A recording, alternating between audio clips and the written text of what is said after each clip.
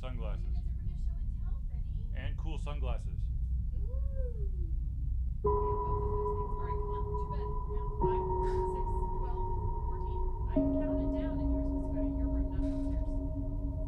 Don't stretch on my shirt, please.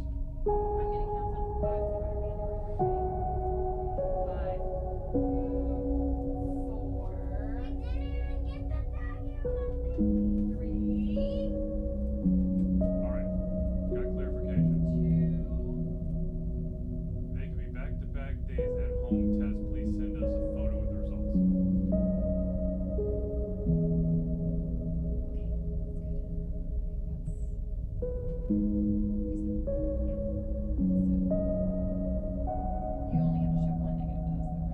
Yes, a PCR test. Yes. Because that's the rules. Yes, it did. It said an antigen or PCR test. In the rules that you originally sent me, that you texted to me, it said antigen or PCR.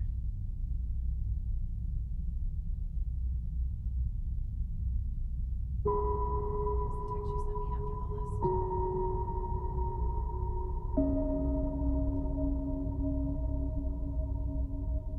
Okay, you know, I'm gonna do the antigen test.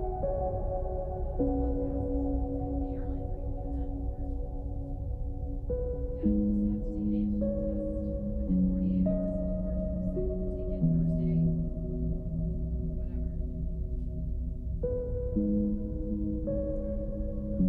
thought it just said PCR. I just needed. He just magically. I was like, gosh darn it.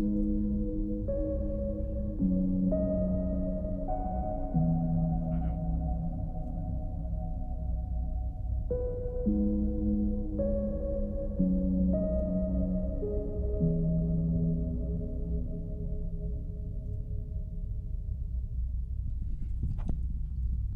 I'm pink.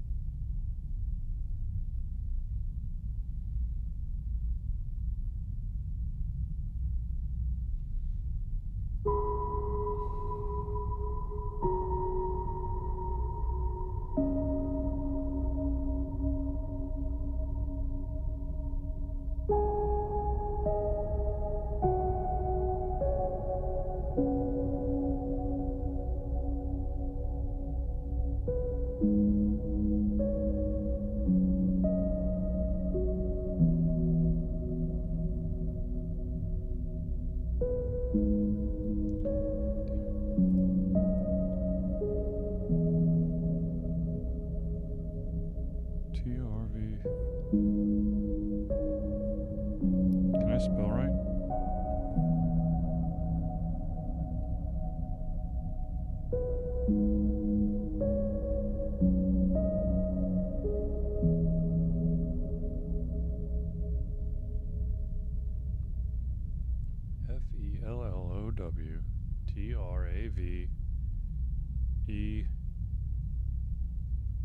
FELLOWTRAVELLR.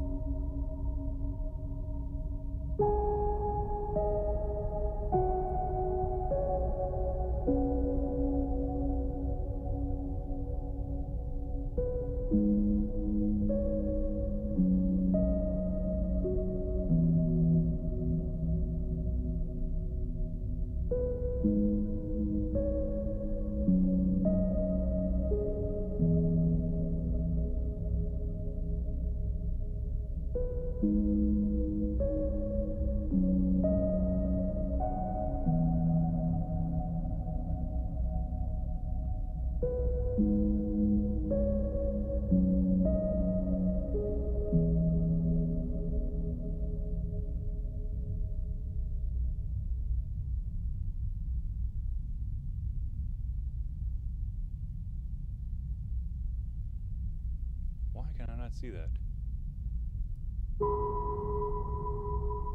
Do I just suck at spelling? What the hell?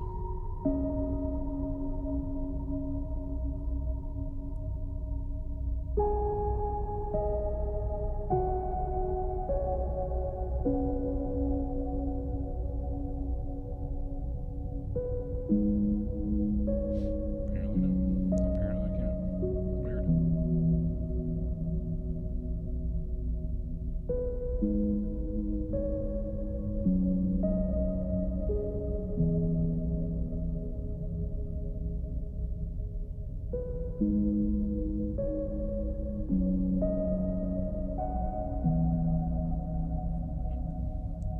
Whatever.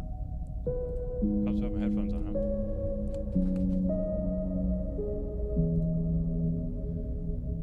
Let's see here.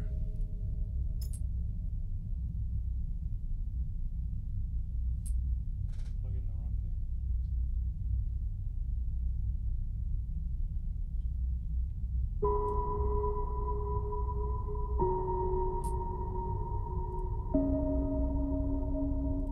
There we go.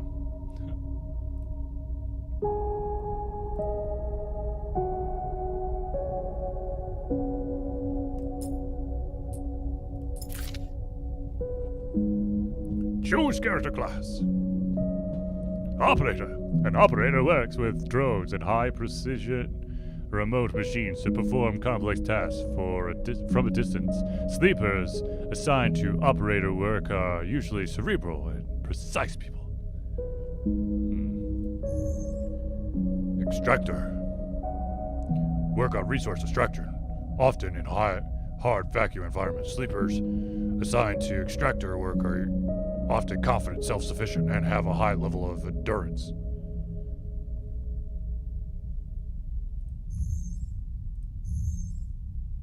The machinist. A machinist repairs and modifies automated systems used in industrial resource extraction. Sleepers assigned to machinist work are usually diligent, careful, and structured people. Chase the game random scrap item on engineer actions. I think we go with machinist.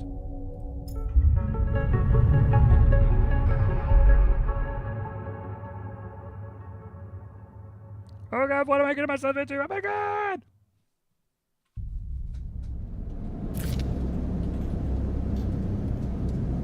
The unknown. The first thing you become aware of on waking is the disconnect. The delay between thinking and feeling, between wanting to act and acting. Minor, almost imperceptible, but always present.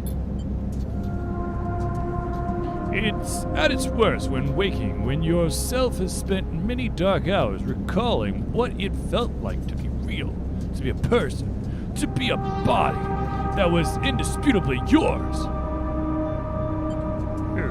Okay, I will forget about the body. You resist nostalgia. It is pointless, especially now. This is the moment to reach out, not curl inward. This is your moment of escape, even if it feels immediately like you traded one prison for another, smaller, colder, lifeless. Reach out. You almost laugh. Or you would if there was room or even air to do so. The walls of the container are immediately present, cold, hard, at your back and face, cramping your limbs. You resist the desire to stretch, knowing that the claustrophobia comes next, and retreat a little from your central nervous system. It isn't painful, but like you used to know pain at least. In emergency mode, pain is a message delivered with efficiency and ease. A reminder that harm is imminent. There is no insistent throb, no trembling nerves, just a warning delivered with the banal quality of a digital notification. Right now, there's thousands of them. Remember the plan. You mostly remember that it wasn't a good plan. Then, your options were limited. And once you got the itch to get out, by any means possible, it was either that plan or something much worse. It was at least simple. Collapse the shaft, drift away into chaos, slip into cargo processing, seal yourself into a container, then just hope the freighter left before you were missed. Some were lost in the shaft, others never found the meeting point. Only a few made it to the containers, but the freighter, as far as you know, left. That feels like enough. Enough to know that you might no longer be on that grim and heartless rock, even if in the airless hold of the freighter you might freeze solid long before you reach any destination. Wait for the code. That's all there is now. It has been a long time since you left. Surely weeks, maybe months. You were dully aware of damage to your legs, your right arm. You have been reserving energy as much as possible, but even then your body has shut many of its systems down to protect you. You have spent much of that time asleep, knowing that anything else would be impossible to endure. You feel the weight of that impossibility begin to gather, and it's time to sleep again, to nudge this false body into inducing delta waves in your emulated mind, and once again recoil into a dream of when you were once a person. Time passes. The cold creeps further in. You feel something. Warmth. Not true warmth, but the indication of its presence. Your joints release from their rigor. Sound too, everywhere, screeching and shimmering so loud that your body ducks your hearing to protect its sensors. Then light. White as the cold. Then softer and softer. Until in a haze of dirty yellow a figure appears. You are out. Pragmatic salvager. It has been a few hours since Dragos pulled you from the container. You sit huddled in a container of his scrapyard, swaddled in reflective folds of mylar blanket. You are slowly coming back to consciousness, back to life, and you stare at the ornately curving element of an improvised heater. You are surrounded by angular, incoherent lumps of ships, some corroded beyond recognition, others still carrying glassy wounds along their edges, where a plasma arc sliced them apart. As you trace their shapes, with fogged eyes you hear a voice. I almost thought. Almost. Never seen one of you come in like this. New frames must have better perseverance in Sub-Zero vac. Seen more than a few of you frozen solid to hull plates or inside outer locks in my time. They weren't so lucky. Dragos comes into focus, shrouded in makeshift tech, his headset with its glinting eyes, the mark of a drone operator. On his shoulder, one of his symbiotically linked drones perches, its irising eye locking you with an unflinching stare. Last living sleeper that came through this yard was a while ago. They didn't last long. You struggle to read his expression beneath the tech, but he seems lost in a memory for a moment, or perhaps he's just figuring out what to do with you. He ignores your question. I won't ask what led you to do it, to sell yourself to a corporation. I suppose, you can't go back. Your old body, that's theirs now. And you are just software, a rogue emulation illegally processing corporate property. You nod along. You remember biometrically signing the forms, the cold floor on your feet as you pad into the sleeper cells. The promise of a life off-world, but as you do, you get the now familiar sensation that these aren't your memories. These are things you know, but not things you feel. You are no longer that person. You are an offshoot, a copy. What you wouldn't know is what's ahead. At least the last one didn't. There's no easy way to put it. That body of yours is falling apart. It's the same for any sleeper who makes it out. Aspen Harp wants to protect their property, but if they can't keep hold of you, well, then no one can. You remember that too, or at least rumors of it from the other sleepers. Planned obedience. A built-in dependence on the regularly administered supplements that were part of your routine. Stop taking them and your body begins to shut down. Separate from your emulated mind. How long has it been? How long do you have? But for now, Sleeper, you are one of the lucky ones. Dragos glances up and away toward the glassy dome of the Ark. The eye is the best place you could be right now.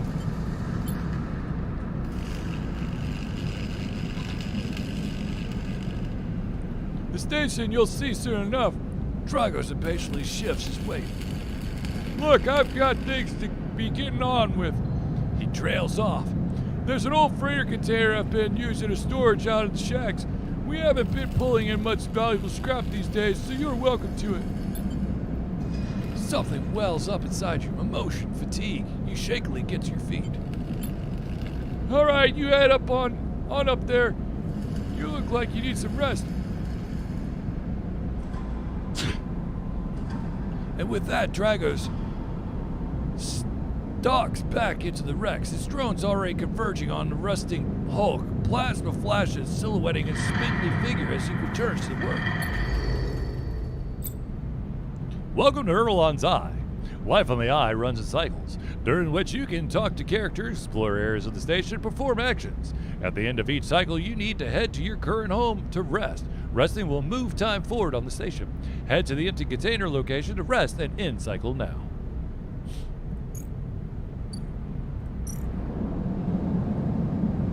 End cycle.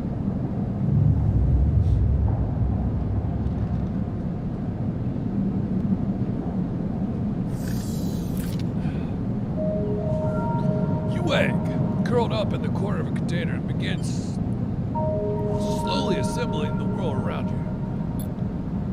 After all this time, you still find this body, the one you wake in now, strange and disjointed. Its message is readable, but somehow wrong. You sit up, pulling the mylar blanket closer against the cold. Is there any way to play with the volume?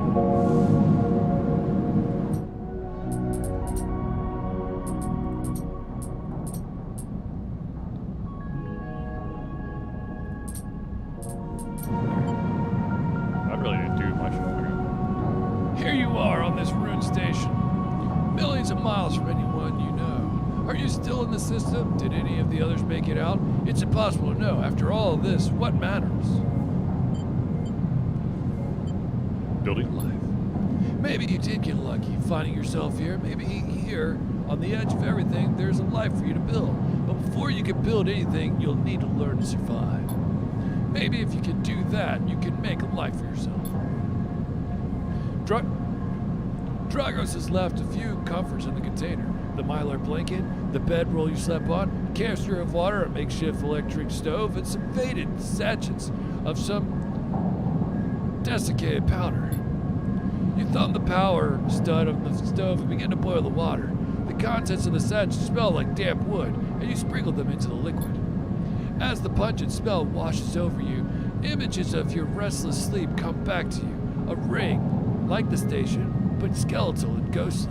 A web of threads pulling at your skin. A constellation of brightly polygonal shapes like angular suns burning into your mind. There's something unpleasantly visceral about these images, and it is long after you finish drinking that they begin to fade. You tidy away the stove as best you can and try to gather enough energy to greet the day.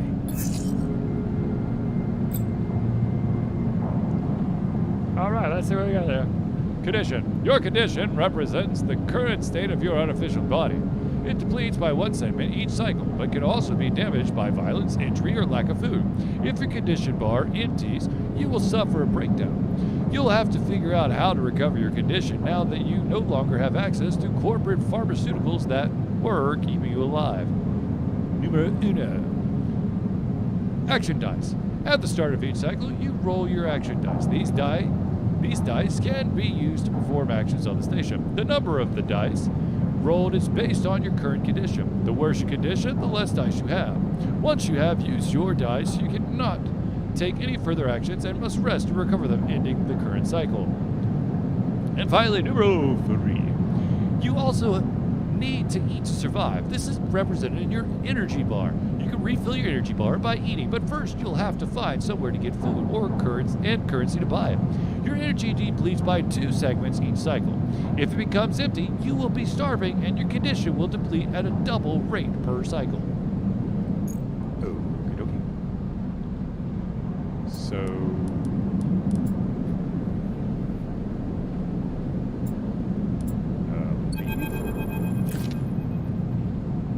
Dragos is standing in the corridor when you close up the container. He is still wearing his headset, and in the harsh light of the corridor, you realize it is implanted. A drone sits on his shoulder, its cache of sensor eyes rapidly irising. How are you feeling? The drone chirps. Good to hear. You notice that beneath the operator's rig, his skin is marked by burns and blotches. I know the container isn't much, but it'll keep you safe. He pauses. So, I'm not going to chit-chat too long. You well enough to work? All right, then. He nods. At the yard, it's simple enough. We hack these old hulls down, sell them off to shipyards on the bright market dealers for cryo. Occasionally, we pull out some tech, something with a bit more value, but most of what comes is in scraps. It's hard to find good hands here, but I figure as a sleeper, you'll be used to the manual labor. Obviously, I'll slip you a few chits of commission based on what you turn up. He shuffles his feet nervously. Look, I wouldn't usually do this. In my opinion, you'd be best suited moving on as quickly as you can. And sleepers, well, he trails off. But things being the way that they are for me at the yard, he pauses. I need the help. Okay. He pauses, thinking of something else to add. Look, just come down to the yard when you are feeling fresher. That's plenty to do. He nods distractedly and turns and walks away, the drone hopping along ahead of him. See you later. He calls back. Looks like it's time to get to work. Drago's yard.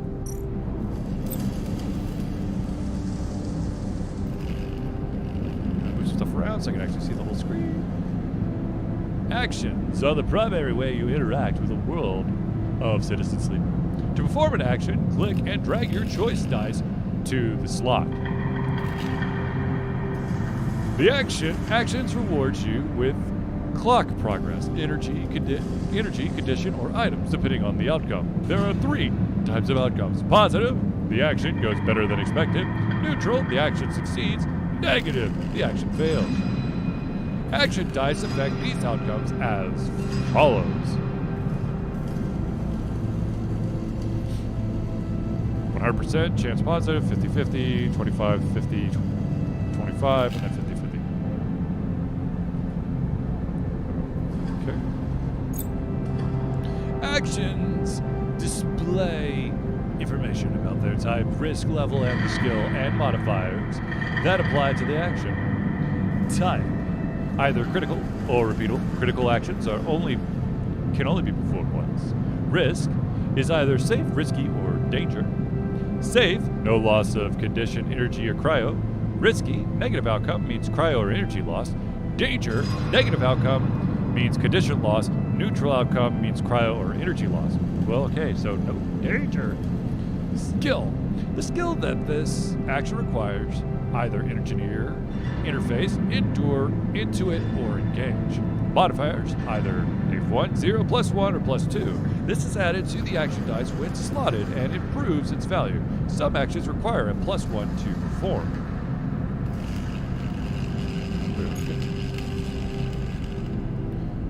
Let's see here.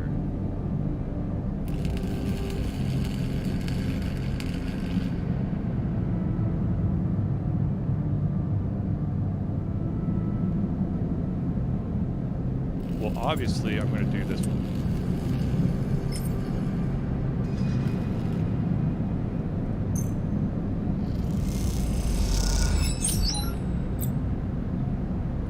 Actions often progress clocks. Clocks are displayed below the actions that fill them. and they track your actions and how they affect the world. Filling a clock means something good or bad is about to happen. Some clocks, such as the one tracking Dragos' death, are cycle clocks. These clocks tick themselves once each cycle and can complete without player input. Any active cycle clocks will be displayed on the icon for that location.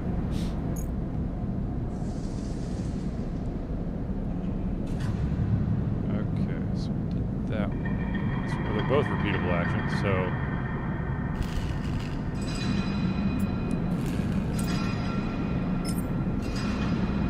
It's a 50-50 shot.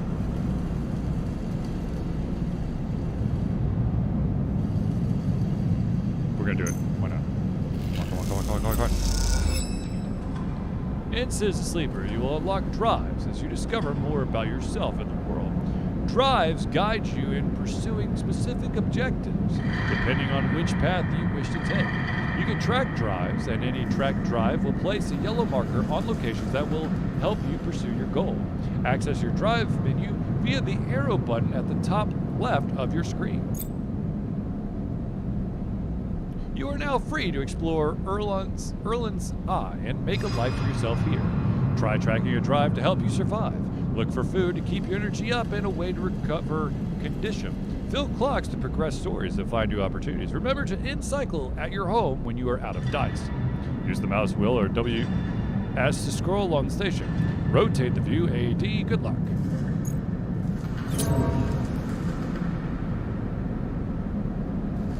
And negative outcome. Balls.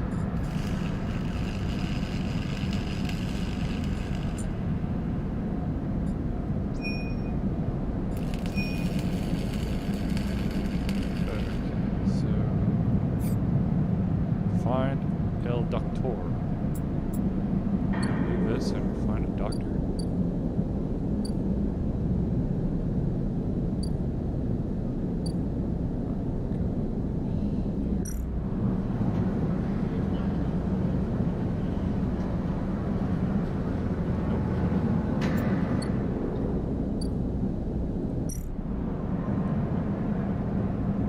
Nothing there.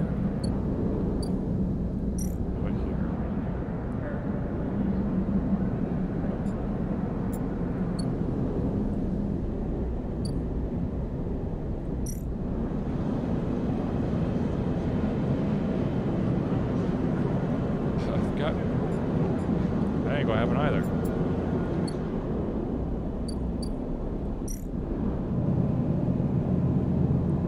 I don't have that much money.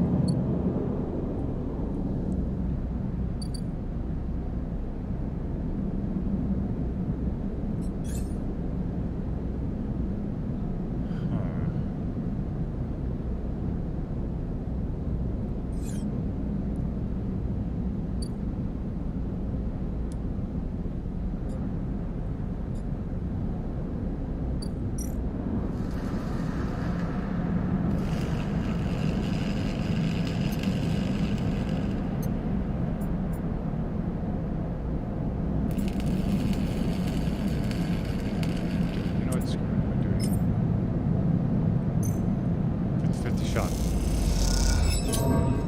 Damn.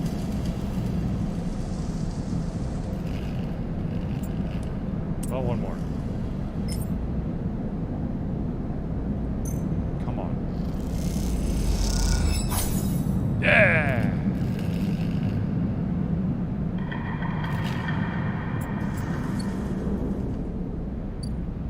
Oh, crap. There was something back here. I don't have any more, but let me just double check. Okay, we're going back here. In cycle.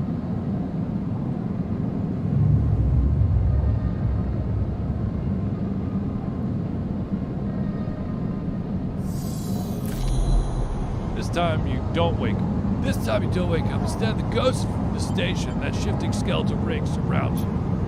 For a moment you are gone, absent from your own body, stretched out across a colorless void. Then the connections begin to establish themselves, threads tugging on the edge of your mind. These threads become vectors of exchange and then extend extensions as you feel your thoughts slipping away down them, dissolving into millions of distributed nodes that connect to. You see the station node, you feel the station like a web of texture in a smooth black liquid. Even though you have no eyes, no sight, feel the map of the station node, not the map of the station, but the map of its connections. It's a looped cloud with spokes and spires that jut out into space, and it's an ingrown thing full of obsolete loops and severed pathways. It's a system, a map, and a territory all at once. You notice a tugging feeling pulling at you insistently as if you were a small child. Somehow it is pulling in two directions at once. You look down, and all of a sudden everything shuts off. You cut back trembling into your unfamiliar body, both yours and not yours at the same time. You find yourself standing in the container, eyes now open to the dark steel walls. You feel a change within you, a shift. You close your eyes for a second and you feel it waiting there. The station's splayed out across your mind, a storm of connective nodes waiting to be explored, and then it's gone. And I'm starting.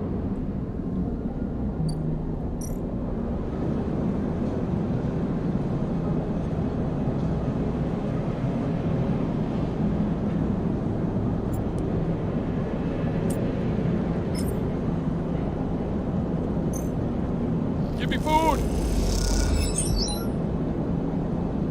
Keep your attention to the crowd, and as you pass along the bright walkways, taking it all in. Where the hell? Oh, here we go. Street food vendor. Memphis is busy, his broad face uplit by the makeshift gas burner in front of him. With precise, delicate movements he lays thick chunks of marinated fungus into a dented wok, his other hand idly tossing a metal bowl of sliced vegetables with some red flake dressing. The smell is incredible. You watch as he fulfills a set of orders, heaping the fungus with the bright salad and depositing it in plastic trays. A stack of chits rattles in his apron pocket as customers file past the burner, handing over payment.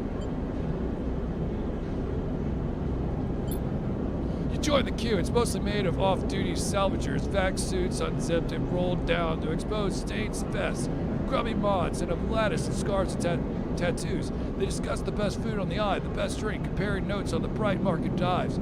Their words cut through with heavy spacer slang. Eventually, it's your turn, and you shuffle to the front. Memphis speaks in a deep, even tone without looking up. First draft's free. The smell is almost unbearably strong as he cooks. The earthiness of the fungus laced with something so spicy the smoke makes your eyes water. The heat from the burner is like a bonfire, and your skin hardens in its glare. I know you sleepers. Memphis says while he cooks, his voice deep but clear. A hard life, a lot of stories. He glances up from beneath his cap with piercing eyes. I know. You begin to tell him about your journey to the eye, and he nods as he cooks, his eyes never leaving his work. You tell him of the confusion, the pain, but also the sense of possibility and its sudden arrival. You tell him of the cold and dark of the container and the endless cycles spent within it. Now it seems you tell him like some dream that you once had but could never forget. You tell him that the eye excites you and scares you, and you are unsure where to walk, where to look, what to do.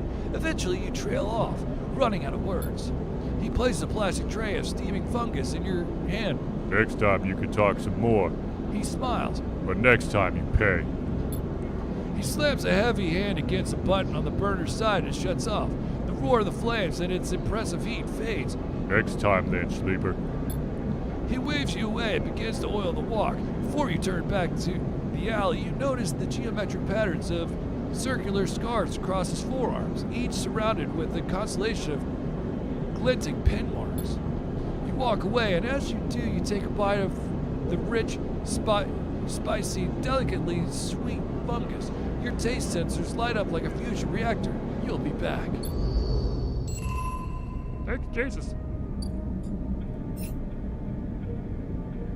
To no Memphis. Yeah, figured. Aha! Next! Comes the call from the enforcer at the door.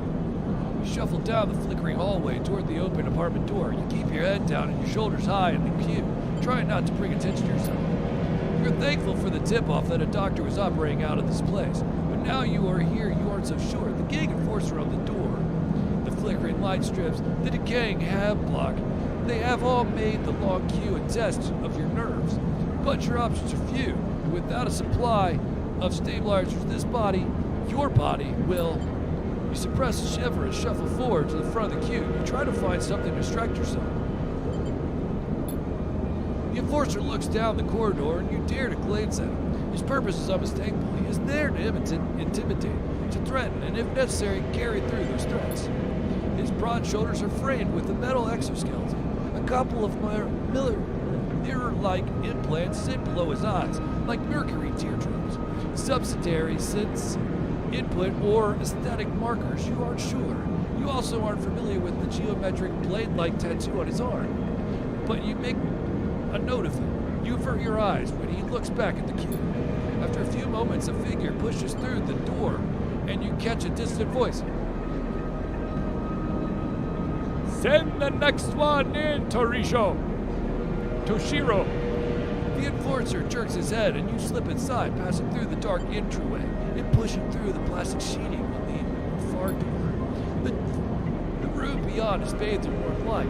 The floor-to-ceiling transparent panel gives a full view of the bright market sealed roof and the buzzing traffic above. And for a moment, you are transfixed by the motion.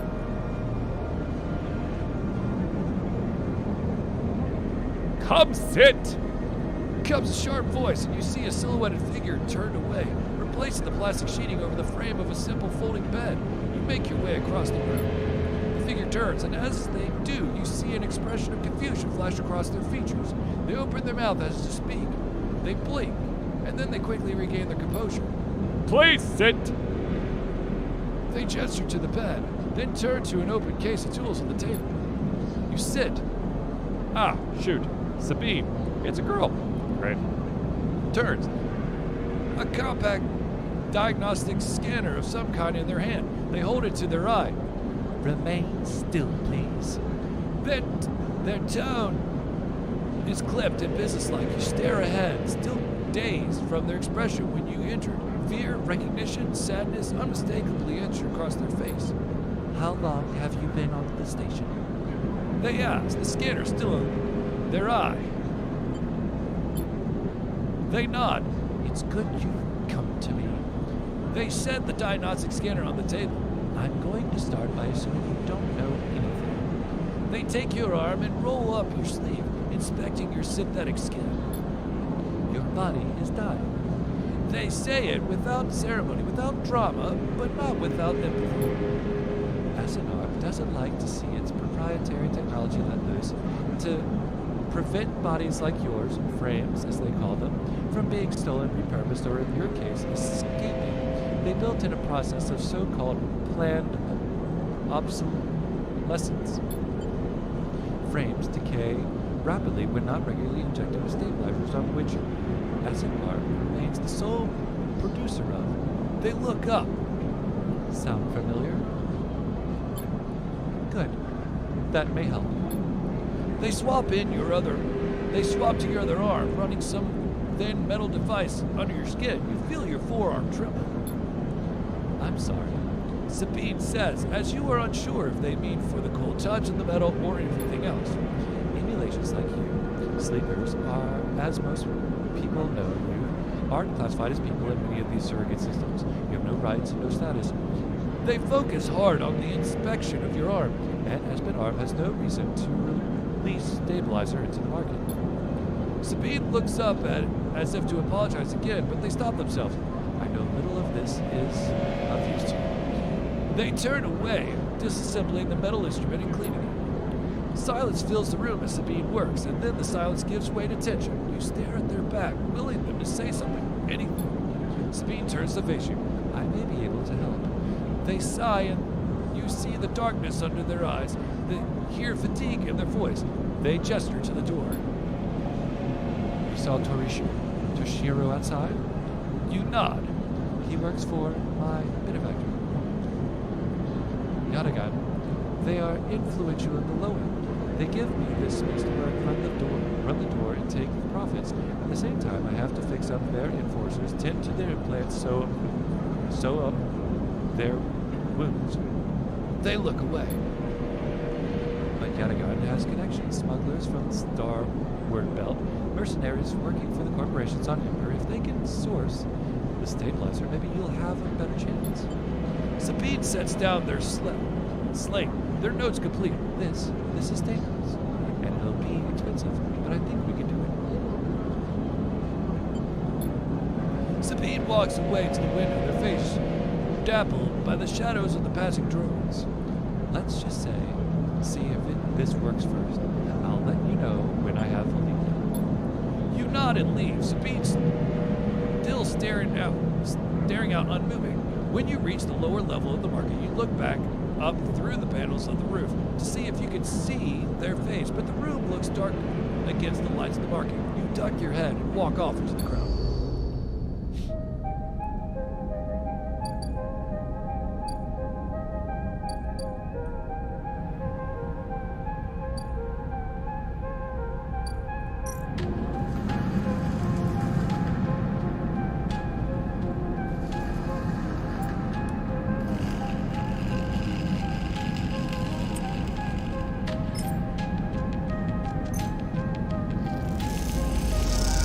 Boom. 15 crypto. Or cryo. Do I want to try it again?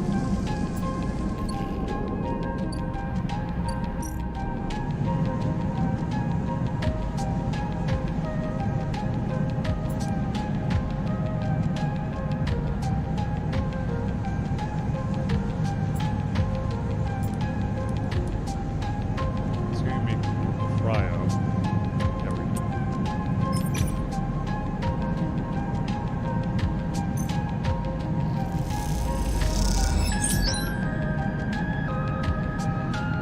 +2 a yard hand.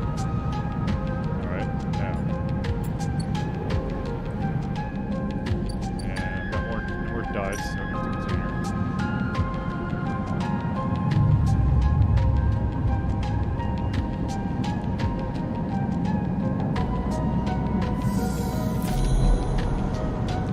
Again, the skeletal ring of the station. Again, the skeletal ring of the station fills your mind. It sparks with glittering lights, like stars reflected in a winter lake. It is clearer and crisper than before. The threads still pull, but you remain in place, flickering in the flow. Between the threads, you see bright shapes. Caches of shimmering light beneath transparent crystal forms. You follow the path of the thread across the ring through these forms, then leaping off into the void. You begin to understand these are nodes and connections, a map of information, of communication. There are so many layers, so many loops, that it seems almost impossible to parse, but you begin to try. There are more threads than you can count. You choose one that passes nearby and approach it. As you inspect it, you understand why you instinctively chose the word thread when you first saw them. They are not single lines, but rough, fuzzy things, woven from data strings of all kinds. The threads and nodes, passages and puzzle boxes, one leads to another. There's so much more, so many answers, so many questions. All you need to do is follow the paths and open the boxes. You look out across this ghost landscape of exchange and see an opportunity. But then, that insistent tugging again, pulling at you. You look down again and see two lines, two threads pulling in different directions as if they were tied around you.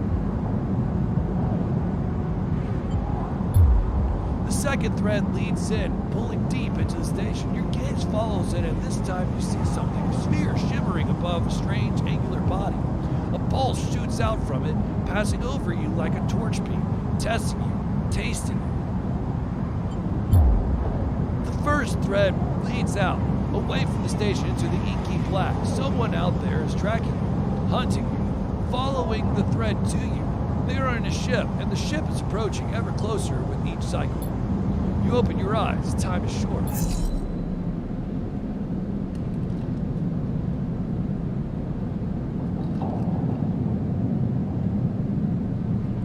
Oh, Chuck.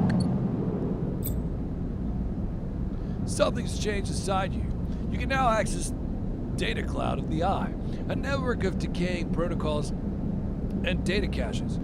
While there, you can use dice and items to access systems and extract data. But be careful, these networks are old and strange. Click the I button at the top of the screen to toggle this view on and off.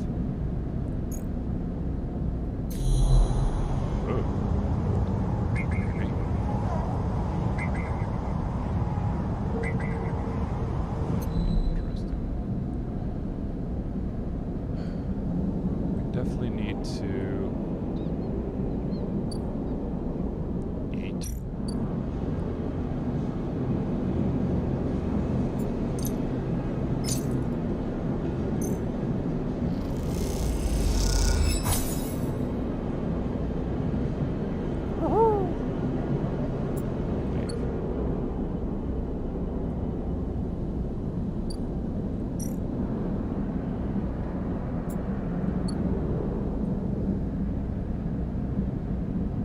Do I want to try one of those eyes? I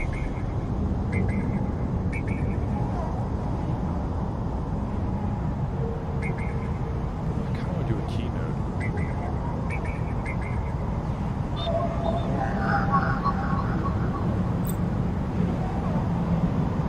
Data actions allow you to extract data from the networks of the eye.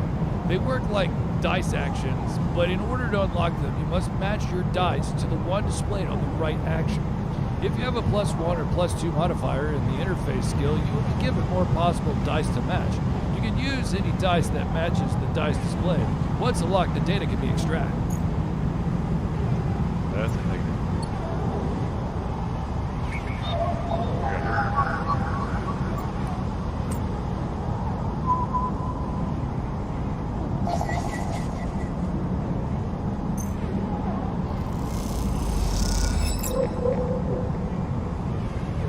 Encrypted key.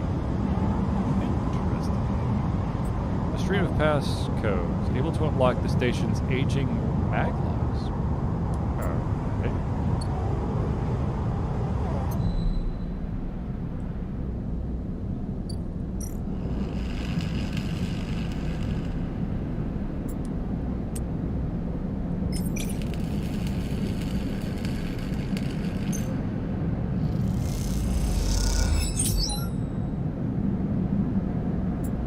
That will get me enough food.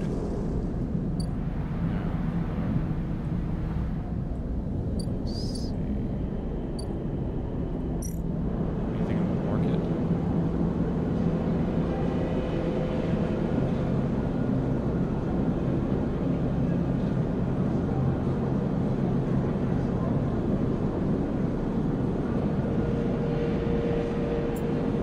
Let's do it.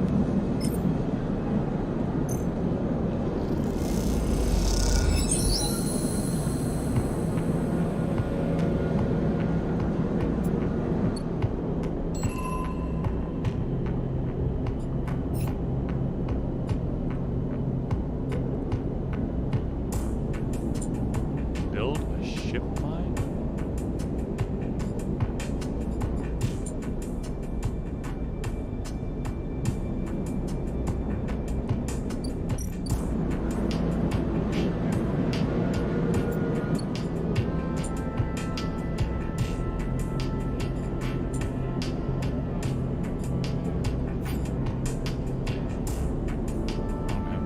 So it's time to go back.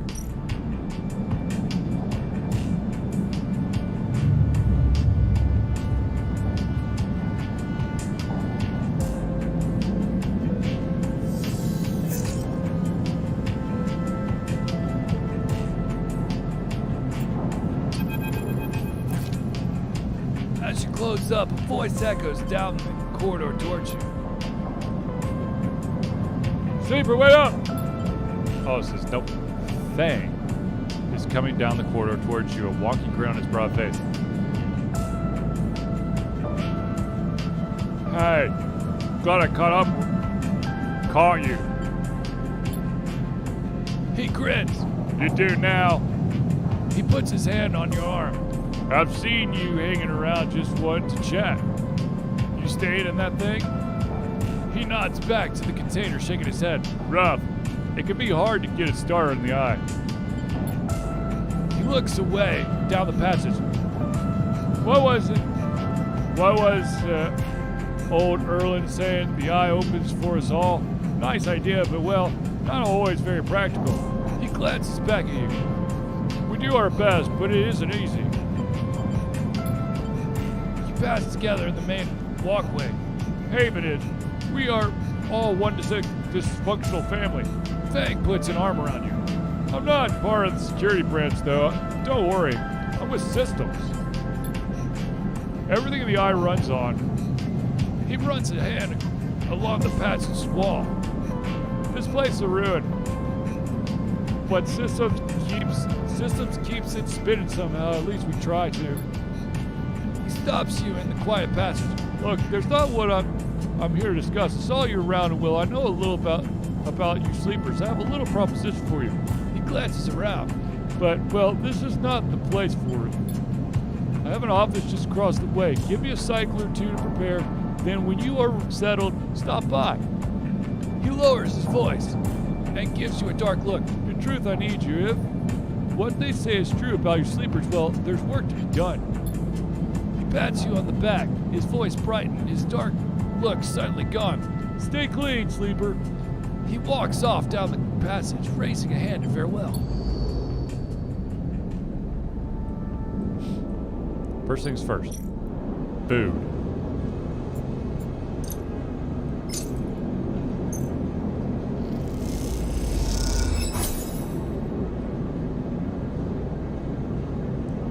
I got plenty O energy. Hardware exchange.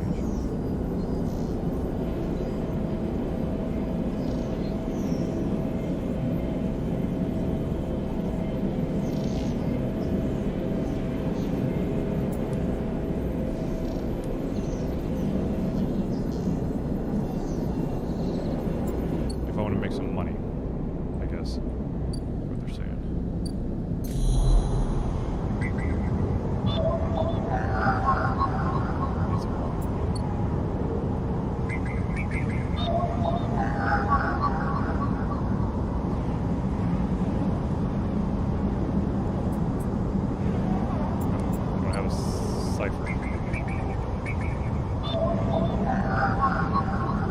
Don't have a 2 either. This needs a 1 as well. That needs a 2 as well. No one needs a 3? That needs a cipher. I already checked this one out, didn't I? Alright, when I get another 1, I'll come back.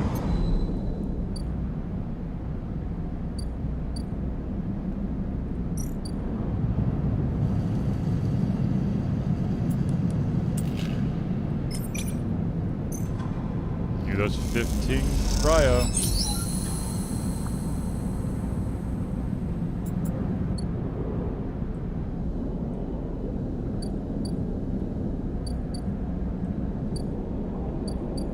Where's the other place? Was it here? I think that's what opened up.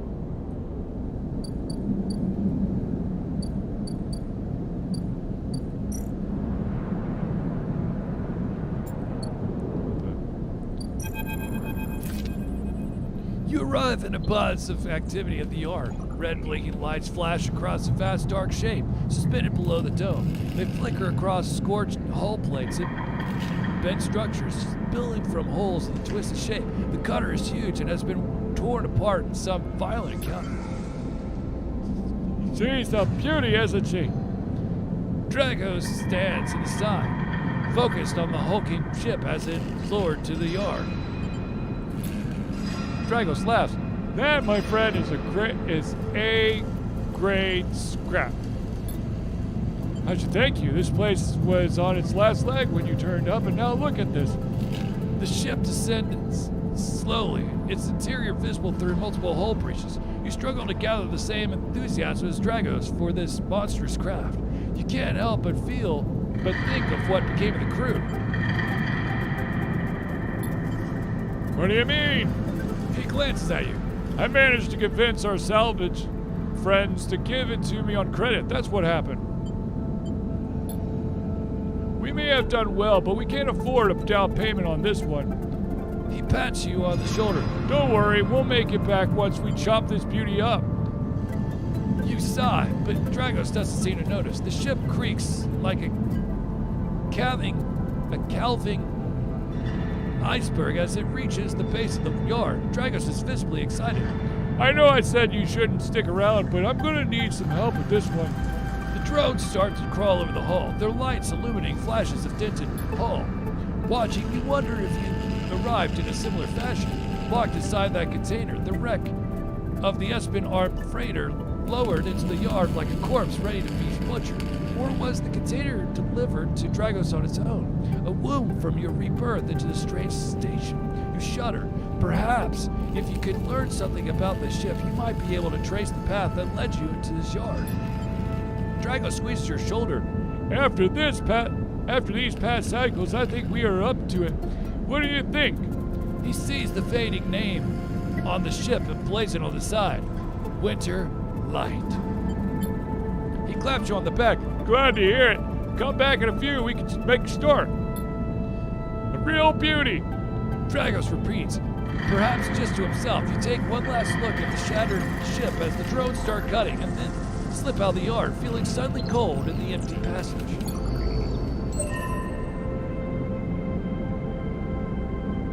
Upgrade point. You've completed your first drive. Each drive completed unlocks an upgrade point to spend on upgrading your character.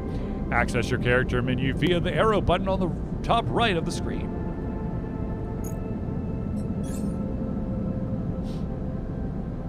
So we have one point that we can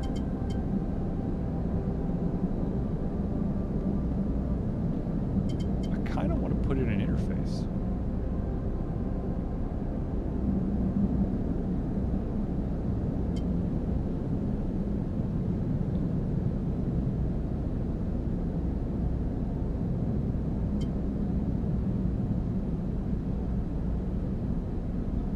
Ooh.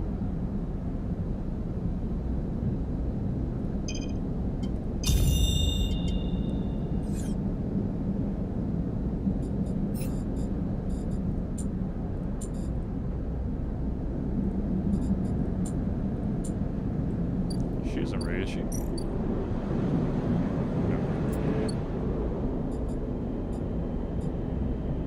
I've already eaten my food. That is.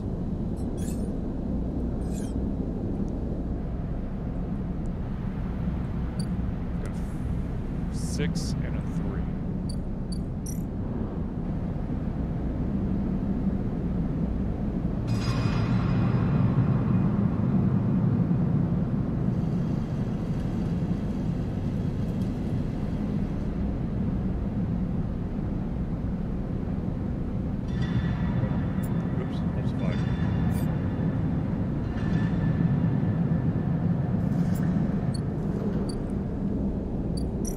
Anything in here?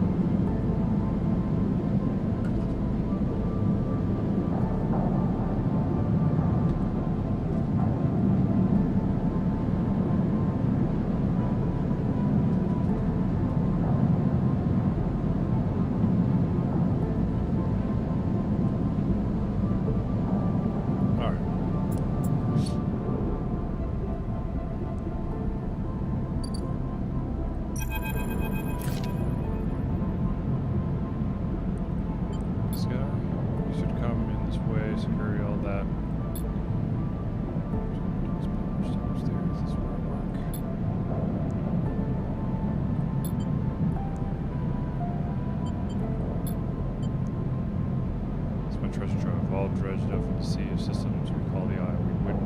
You wouldn't believe what this place runs on. So these systems are from the original station Solheim built. Invent new components, repair things we never built, reverse engineer entire subsystems.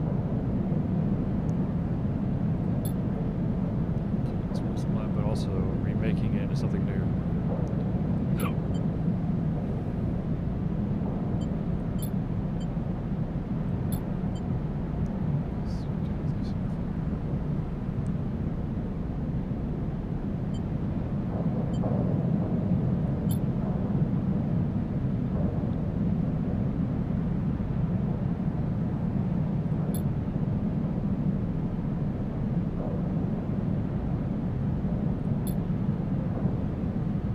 Score.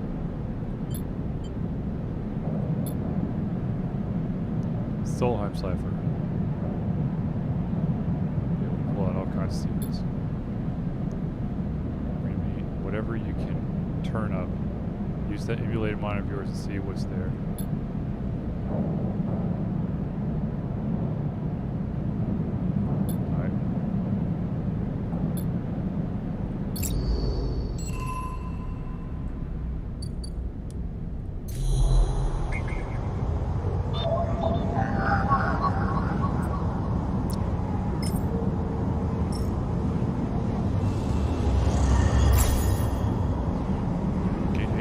S7 access.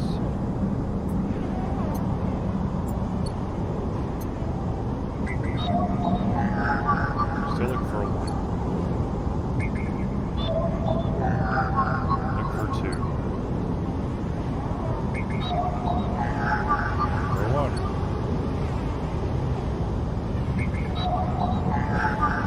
For 3.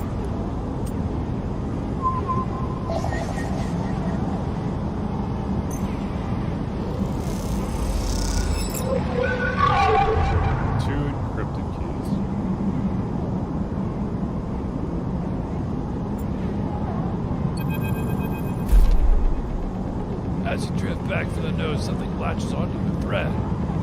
Strung, tied around you, and tethers you and Pete in place. It takes. The voice comes, makes you shiver. It soars, somehow both distant and close to your ear. You see a distant glint of light shut off, and then suddenly a shape is at your side. It stalks around you, circling like a shark, like a wolf. Entity unknown, astringent processing. Please hold. The thread around you thickens until it's a ring, a cylinder, a tunnel of light circling around you. It is blinding for a moment, then it is gone. As it fades, you see a figure, a creature in front of you. Its strange head flickers between different angles, reading you. The shape paces around you on lithe legs. Though there is no ground, there is here to pace on. Entity identified, origin, serial, cadence. The figure faces you expectantly. Refusal. The figure's strange head rotates. Brackish signature of or not of attempting interface. As the figure speaks, more threads begin to spiral from his head, thick, snaking vine-like ribbons that flex and wave. They approach with intent. The figure holds its threads, its head twitching. Entity, your identity is unknown. We only seek to correct illegalities. Can you confirm your legal right to sentience? Incorrect. You are an entity. All at once, Hunter's head is directly in front of you, it's blocking your vision. You stink of their taste, the one from the sealed dock. Hunter shimmers with fury. I will find access. I will interface. An entity hides in the rotunda. You are its puppet. Hunter extends a razor-edged thread. I will not be diverted from my task. It glows with murderous intent. You lash out with all your force. Not a physical strike, but a focusing, a spike of interference leaping out like a tip of a spear. Hunter stumbles, shifts, and separates. You open your eyes, blinking back into the station light, shaking with fear.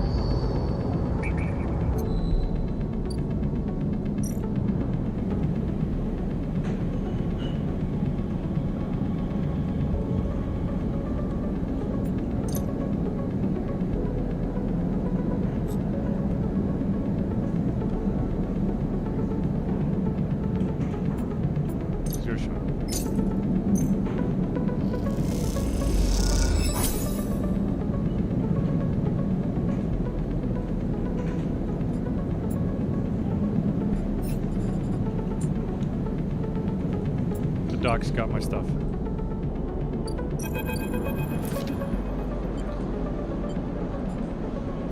First thing you see on entering is the glint of Toshiro's implants, like a cat's eyes in the dark of the corridor. He nods you in as you arrive at Sabine's door. The entryway is still dark, and you push through the sheeting into the surgery. I haven't. Sabine stands with a case open in front of them, a set of vials lined up inside, separated by foam inserts. They then pick one up, rotating it in the warm light. I have no idea how Yadagan. They trail off. We should treat this with caution. It looks authentic, but I have no idea if it is really what it appears to be. That seems to be the case. Unfortunately, I'm not sure we have another choice. They gesture for you to sit on the bed. The stabilizer works under a similar principle to the immunosuppressant in the transplant operation, in that it stops your body from projecting the unfamiliar part of itself. In the case of your frame, the unfamiliar part is each of your biosynthetic organ groups, which over time are identified by your body as foreign material and therefore must be eliminated. Sabine holds up a vial of would-be stabilizer. However, like an immunosuppressant, the stabilizer doesn't do this by limiting your entire immune system. Instead, it re-encodes your biosynthetics organs with new protein chains which act as passcodes within your immune system. The stabilizer refreshes those passcodes, keeping your frame from rejecting all of its own organs. In very basic terms, yes. They sigh. Look, what matters here is that the stabilizer should be able to encode any organic or biosynthetic material matter to be accepted by your immune system. They glance away. At least if the stabilizer is genuine. The only way to know for sure is to inject the vial. They begin to ready the syringe. I will start with a small dose to limit the risk. Sabine cracks the glass neck of the stabilizer vial and uses the syringe to extract a fraction of the liquid. They tap the syringe and you watch as if any sign might emerge from the clear liquid. You barely feel the needle, your frame registering the initial injection, but with little of response. A sensation begins to spread from the site, a fizzing, trembling wave that disperses through your arm with incredible speed. Your vision goes white, and when it returns, Sabine appears encased in shards of sparkling light that slowly fade into darkness as you settle back against the bed. You swim in darkness, muffled noises like an argument heard from underwater, prickling waves of cold. When you sit up, Sabine is sitting in the chair by the window, facing away from you, backlit by the glow of their slate. Awake? The stabilizer is genuine. They sit down beside the bed. I don't know how Yadagan acquired a case system, but they did. Sabine looks troubled, distracted. You should rest, but you are going to have to do that somewhere else.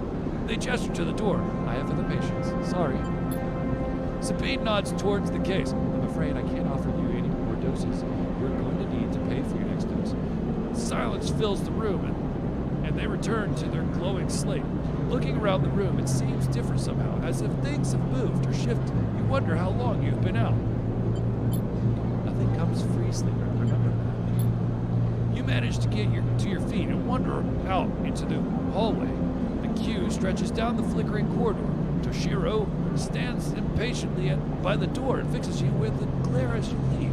You lower your eyes as you stumble past, somehow faintly aware of the station spinning beneath you. Ooh, I'm stable.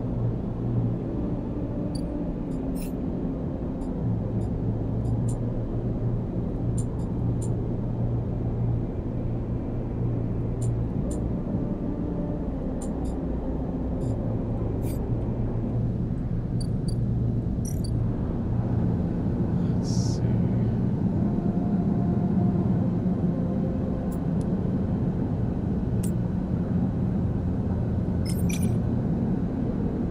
$50-50 shot. Do it. Neutral outcome. I'll take it.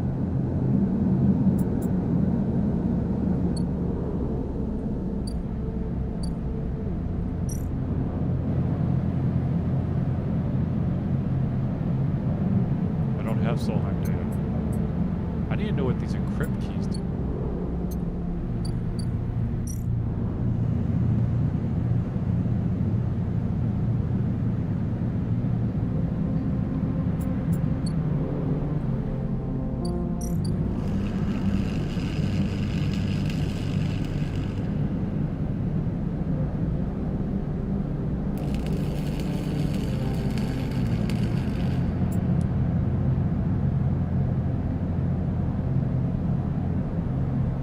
Keep yarning. Oh. Won't give me money. Won't give me more information on where to play.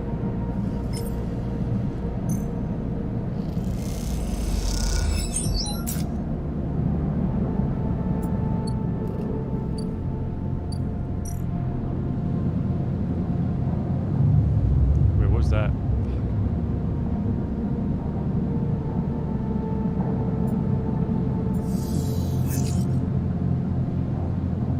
Ship fragment. There we go. 43242.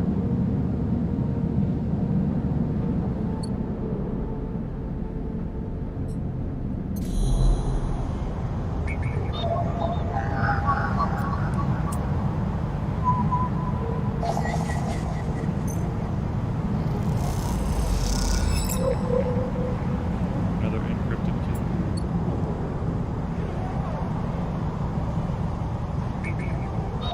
That one's going to need a Havenage cipher, which I don't have.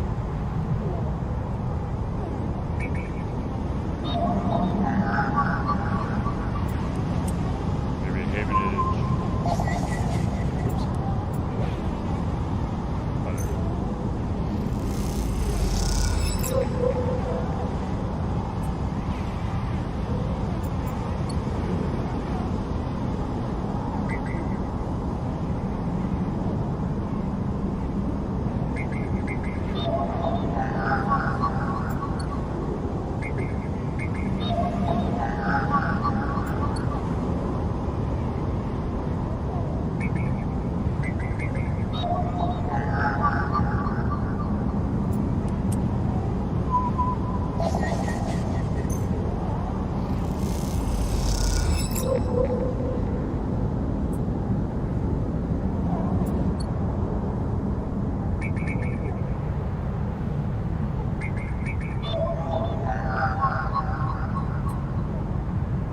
That's not. No, okay, it's data, not a cipher.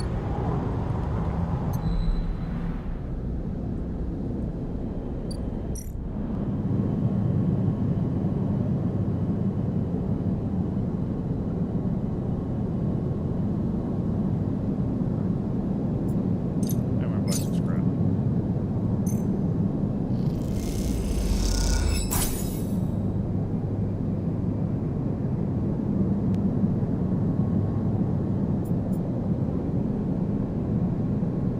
Okay, if I go here.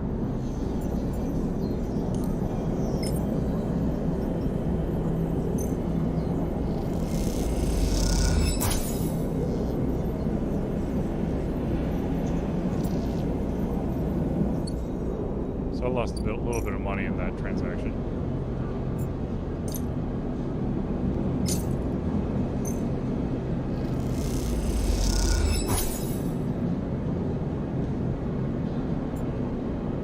So now I've got a 4 and a 3 to play with.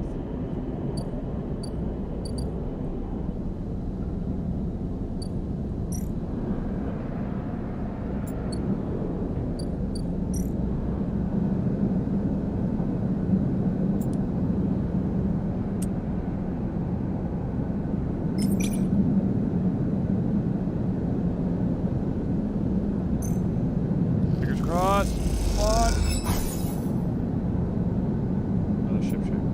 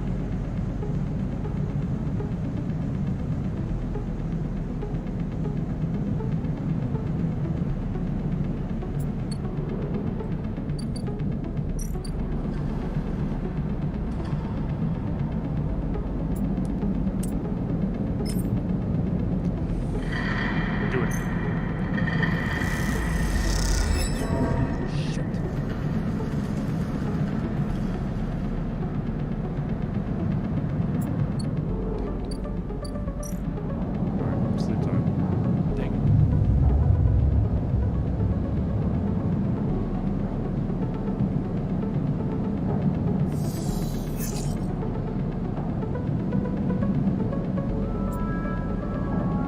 Like that.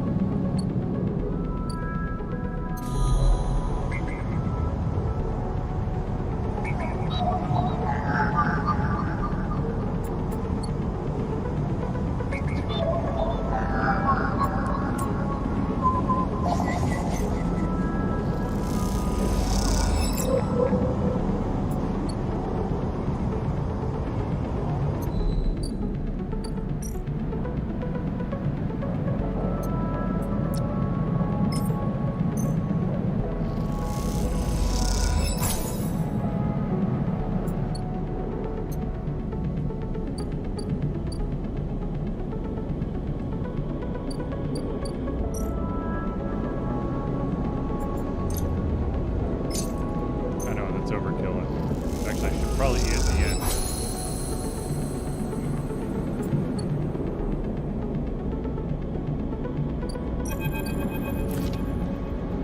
Sleeper. Imphis calls out to you, a booming voice that echoes through the corridor. Tell me a story. He throws a handful of chopped mushrooms into his wok, the fire leaping up to meet the oil. I see you cycle in and cycle out, but we never speak. Tell me a story. Any kind. He pauses to drizzle something from a plastic bottle into the wok. But one of yours. He looks up at you. Nothing stolen. You pause. The spice is rich in your nostrils, and think about the kind of story you'd like to tell Imphis. You look at Imphis, the listener, and imagine he has heard it all before. Perhaps he would enjoy a strange story, something with some spice. All the sleepers you tell Imphis had dreams. Some were simple and memories left over from the emulation process that had become tangled up in their minds and would come out when they slept. It wasn't rare to hear a sleeper in the dorm scream or cry out in the night. But your dreams, those gray, skeletal after images of systems and structures of threads and patterns, weren't like the others. They weren't memories or nightmares. They were reflections of reality, distorted, yes, but somehow true. You learned back then to keep quiet about them, to let them flow through your mind like water. That was until now, until you arrived at this place. Now your dreams colonize your waking life. They slip behind your eyelids with every blink, and now you understand they aren't dreams at all, but some process of interfacing, of speaking, of living in another world that flows through this one like smoke through air. You tell them that you do not know if there is a reason for your dreams. Perhaps your reason is just some side effect or particular quality of the frame you inhabit. But whatever it is a gift, and you hope to make use of it. Imphis finishes cooking and squints a little at you. Sleeper, He smiles. you're quite the storyteller. He eyes you, and you realize that he is trying to gauge how honest you have been in your story. Imphis passes you a meal he's cooked, and you take it gratefully. As you eat, he talks, a natural exchange. Big sleeper. He looks around in the empty market. Well, my time is done for today. I do not want to keep you longer, so I will make a proposal. He gestures to the plastic boxes of ingredients stacked behind his stall. These are good enough for most. But someone told me a story that made me think a couple cycles ago. They said that across the gap in the Greenway, fresh mushrooms grow. Have you heard this?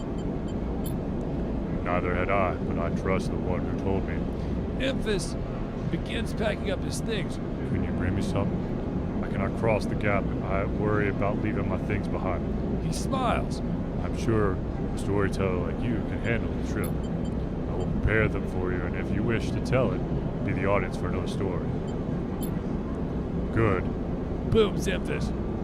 Then I will wait for you to bring them. Imphis sides his walk away and straightens up. I will prepare a recipe then, Sleeper. Good luck with your foraging. You turn away and walk back into the main market, the rich taste of Ivis's food still lingering in your mouth. Storage for food. You think a trade that seems more than fair.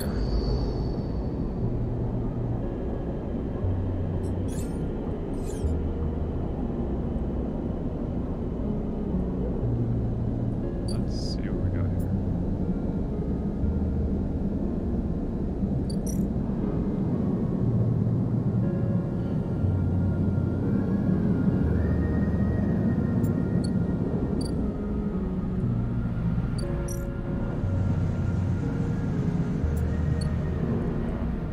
I did that in the wrong order. I should eat at the end of the day, not the beginning. That's my bad.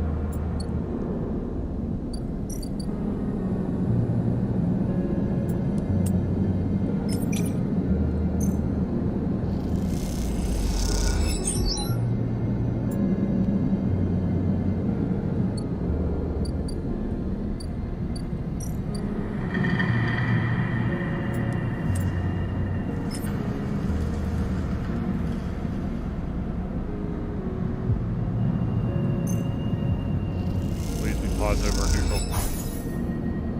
That'll work.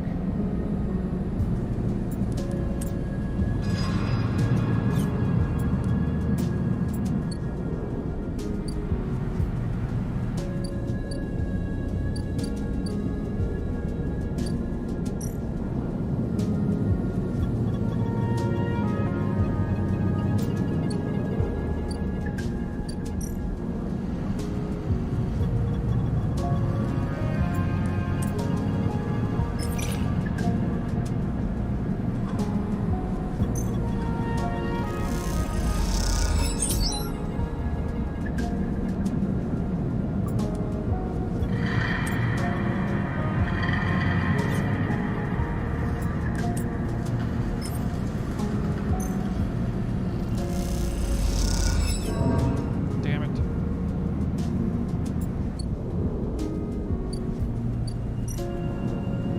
Wait.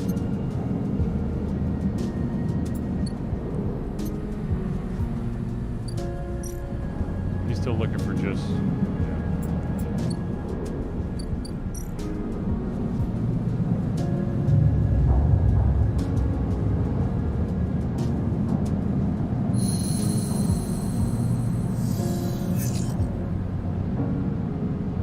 Yeah, buddy, here we go. Friend, I'm gonna get the attention of Hunter again.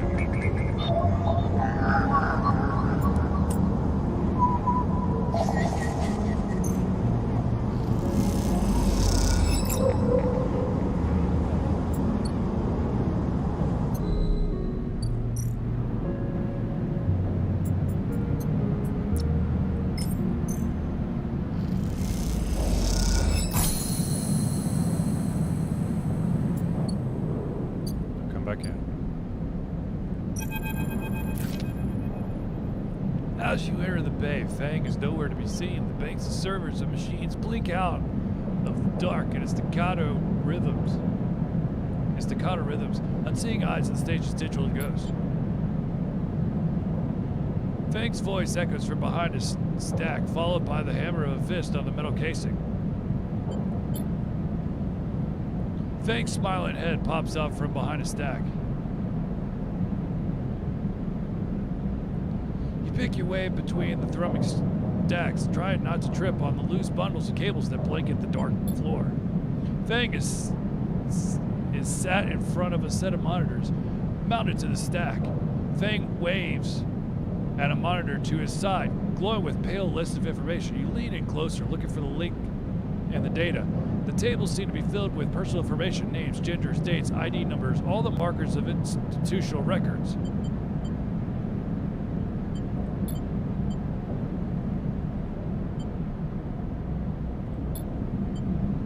He taps at the terminal. He leans past you and scrolls the list down. This is a sticky shithead. He stabs at the screen with a finger. The name reads Hardin Hurst. That says Fang, giving you a sideways look. is the thing. He drags a stool up beside him and motions for you to sit. There just so happens to be a Hardin Hurst in Havenage. He says, "Come on in." He waits for your reaction. That's it. He's right here on the station now. Fang leans back in his chair. Just think about it. Decades ago, Hardin worked on the station as a Fang leans across to look at the monitor. senior strategic operations executive. Fang raises his eyebrows at you. Our Hardin was keeping the money coming in from Solheim. He defined priority growth initiatives by making sure the extractors they contracted out to were hooked into a system that outsourced all the risk and kept the profit. Good old Hardin shuttled thousands of Palladium Rush workers into an infrastructure which meant that their cut of the work they did went straight back to Solheim. I grew up here, Sleeper. This is my history. I am a child of the collapse. Fang turns back to his screen, staring hard at the strings of code flicking by. Before I was born, my parents were Solheim contractors. They ate in Solheim canteens, worked on Solheim ships. They breathed Solheim air and slept in Solheim beds. Fang's voice raises as he speaks, his hands fists on the terminal edge. And the work that paid for their existence, the cycles of hard extraction out on the belt, Solheim took their cut. This was a company town, so to speak. My parents were just another in the long line of freelance contractors willing to risk their lives for a shot at anything other than poverty. Disposable. This guy, Stabbing at Hardin once again with his finger. strategized all of it. Did the sums and then some. How thousands and thousands of cycles later is still going, still here, crawling in the walls like some shitheads think. He survived the revolution. These guys, they were big time. There's a lot of money. Can get you if you are a company man. Fang relaxes a little. But how is Hardin still kicking? I really don't know. He turns to you and smiles. So we are going to go find out. Hardin is now a big shot in the shipyards. Just a few degrees back around the eye from here. Fang brings up a map of the lower eye. Havenage might be born out of Erline's revolutionary zeal, but a flat hierarchy it is not. Hardin happened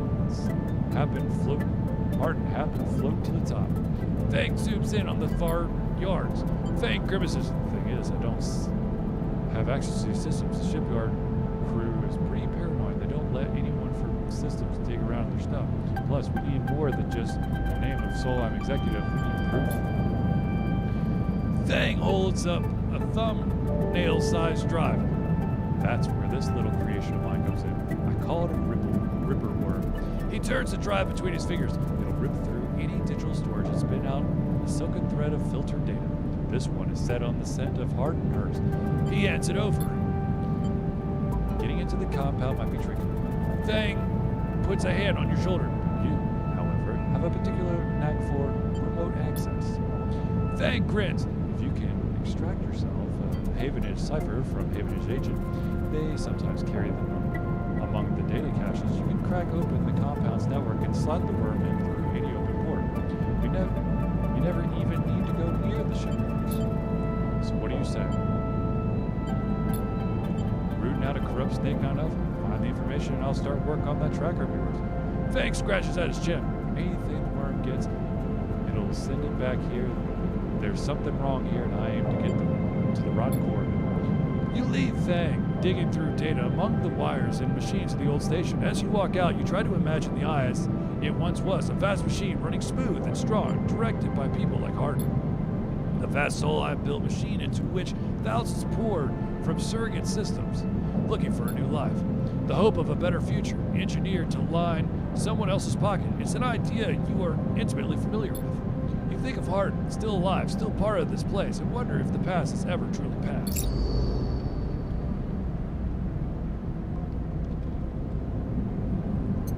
Alright, got one.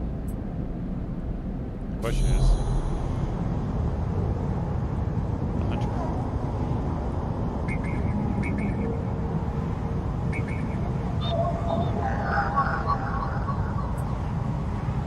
Well, I don't have a cipher, I just have the data.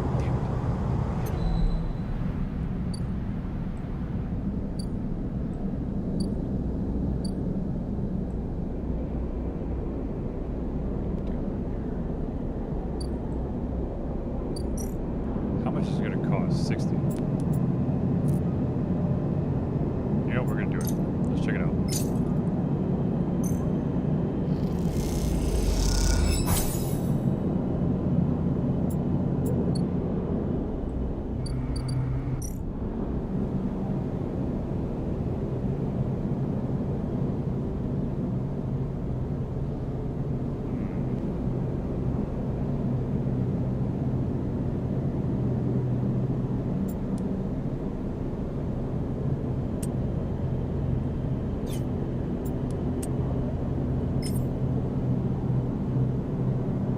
Let's give it a shot. Hallelujah.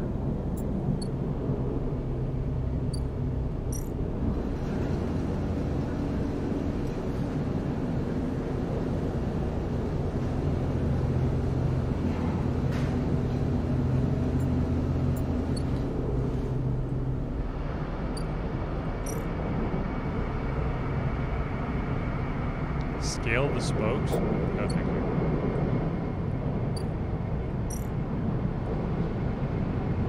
Whoa, 150. Yeah, don't have that. Crap. I'm gonna piss off the hunter.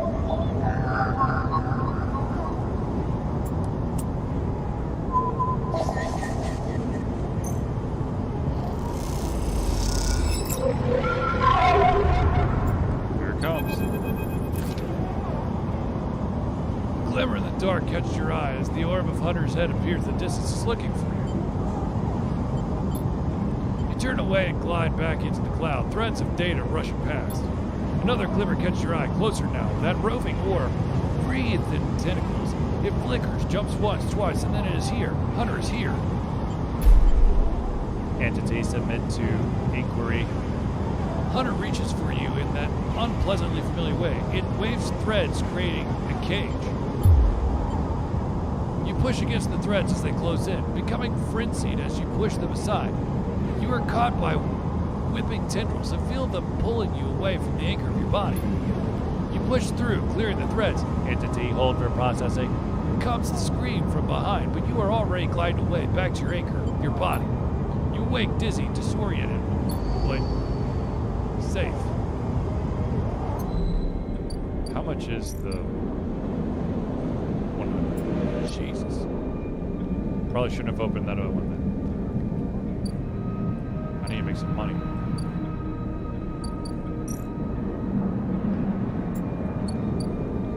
And all I got are 3s and 2s.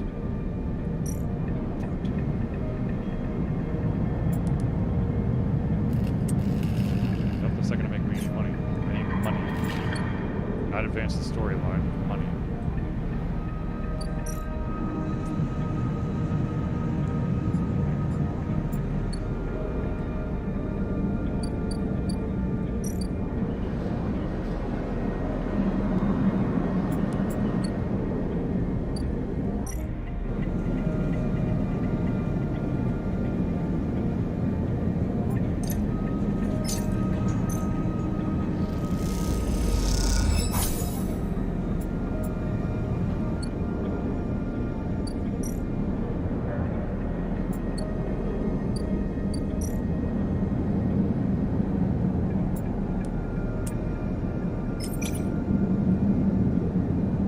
Try.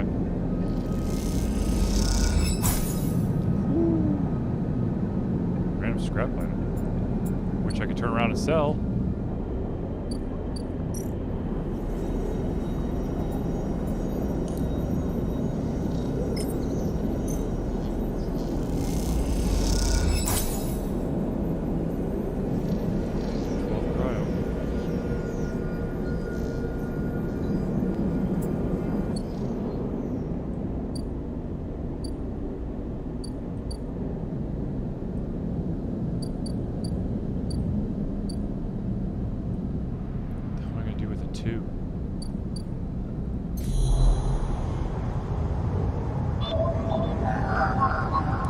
This.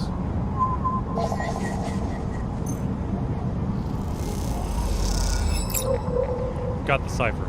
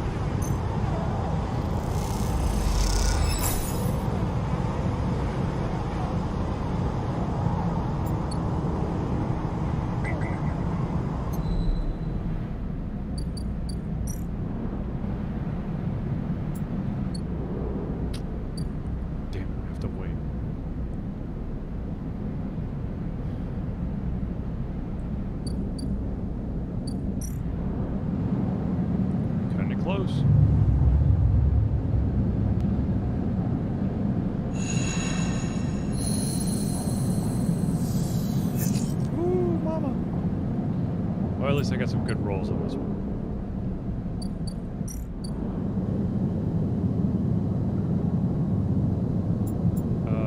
No. I wish, but no.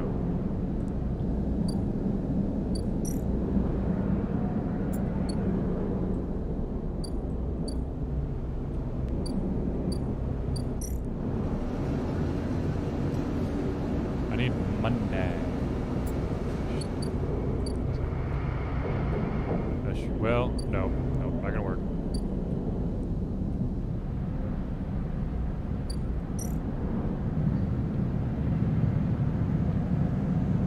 Damn, I need.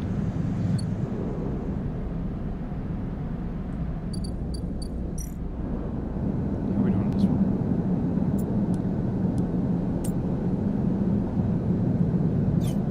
No, actually, drop it in there. 50-50 shot. Come on, baby. One more. Let's do it. 50-50 shot. And all on the line.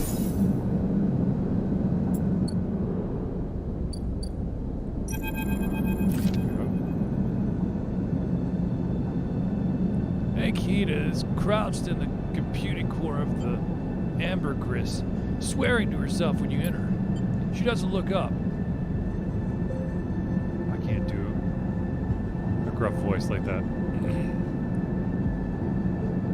These shits completely ruin the core's connectors when they cut it. She holds up a thick fistful of ragged wires. The ship mine they ripped out won't even be usable without replacing these. She throws the bundle of wires across the room. Amateurs. There's nothing. There's nothing to repair. We need an entire ship mine. Not exactly the first thing you can expect to dredge up from a scrap freighter. She sighs. Fragments, maybe. Sections of a mine, but a complete ship mine? No way. Ankita climbs out of the cooling, well, where the ship mine should be. The space is suddenly crowded with her on the same level as you, towering over you as she stoops beneath the low curving ceiling. Come on, nothing to be done here now. She leads you back through the guts of amber. Though you could find the way back yourself, the repair process has left you familiar with the cutter's idiosyncratic layout. All diagonal angles and bundled tubes. Ankita seems lost in thought, and you focus on the corridors, ducking below conduits and passing through bulkheads. Eventually, you arrive at the galley. Though it's hard to tell, most of the benches and prep surfaces are covered in half-stripped components and welded hull patches. Ankita shoves a box of filters to the floor and sits. There's no way around it. She starts out of nowhere. We need a new ship mine. I like your confidence, Sleeper. Maybe if we check the port exchange or speak to some scrap dealers. She rubs her forehead. It seems I'm about to do something very stupid. But hey, I came here, didn't I? Why not make a run for it? She fixes you with a hard stare. Sleeper, you're all I've got. No crew, no friends, you're it. She looks uncomfortable. I appreciate the time you've put in on Amber. And I'm sure she would too, if she could. What I'm saying is, if you screw me on this, I will kill you. She leans over and hands you a stack of chits. A big stack of chits. You don't dare count them. Give me that shit, mind Sleeper. Make me regret this. She sighs. Look, just get out of here before I change my mind. You slip out of the galley and head back towards the main lock. As you do, Amber growls and creaks like a caged animal. You reach a hand out to calm her. Time to find Ankita's ship mine, somehow.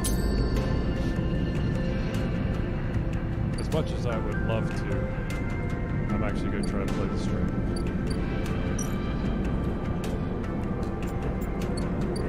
Fire the damn ship.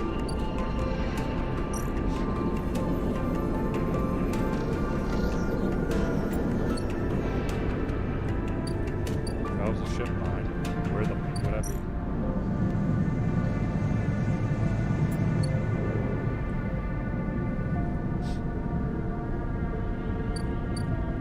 He's not done.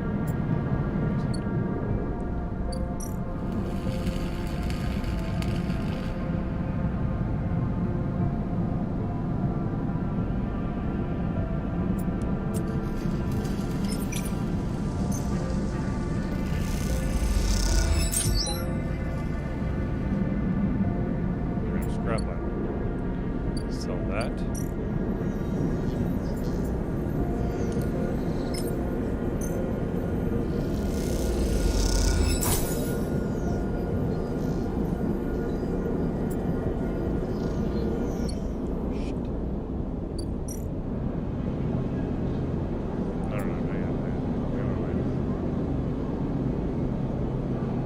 That's right, I need those funky mushrooms.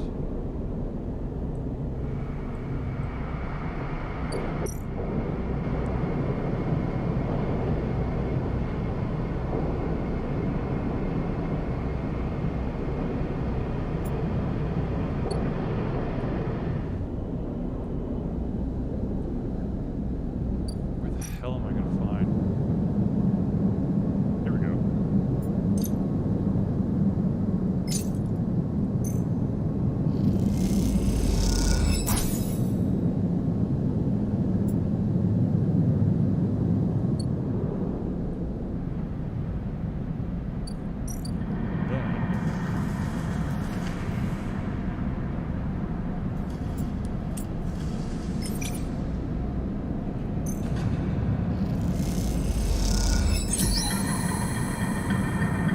Bingo bango. The final pieces of the Winter Light sit in neat piles waiting for the collections shuttle from Havenage.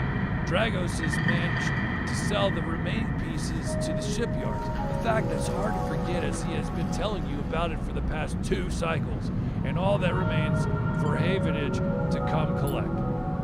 You look around at the yard, transformed from when you first arrived. The mostly repaired drones flip back and forth, no longer buzzing unevenly or lost in dark corners. The scrap is sectioning, sorted.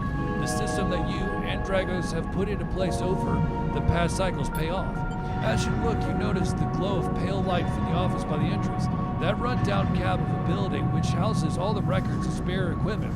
Dragos must be inside it. You get to your feet and walk over to find out when the shipyard collection crew will be here. Sleeper! Come in! You swing open the door and walk in. Dragos is sitting at the small metal desk. Shipyards told me they'd be here soon. Then they'd hand over the chits and we are all set. He writes something with the stylus on his slate that shuts it off. Of course, we should talk about a bonus. He stands and turns to face you, his face placid. Look, I don't know when the next job is coming in, but this should tide you over for now. He opens his hand to reveal a stack of chits. I said it's a bonus, take it. Dragos presses the chits in your hand. I've done well by you, and you've returned the favor. He straightens up and clears his throat, and you realize he has prepared what he is about to say. These chits are for you to take and do what you will with them. They're for me, and they are the last I'm going to give you. He pauses. There's no more work for a sleeper in this yard. He folds his arms. I'm sorry, but that's it. You stay in the container as long as you need, but the yard is done with you. He turns away to his terminal. There's plenty of work to be had on the line. Salvagers need offloads in the rotunda. There's the shipyards, the midline. I'm not the only show in town.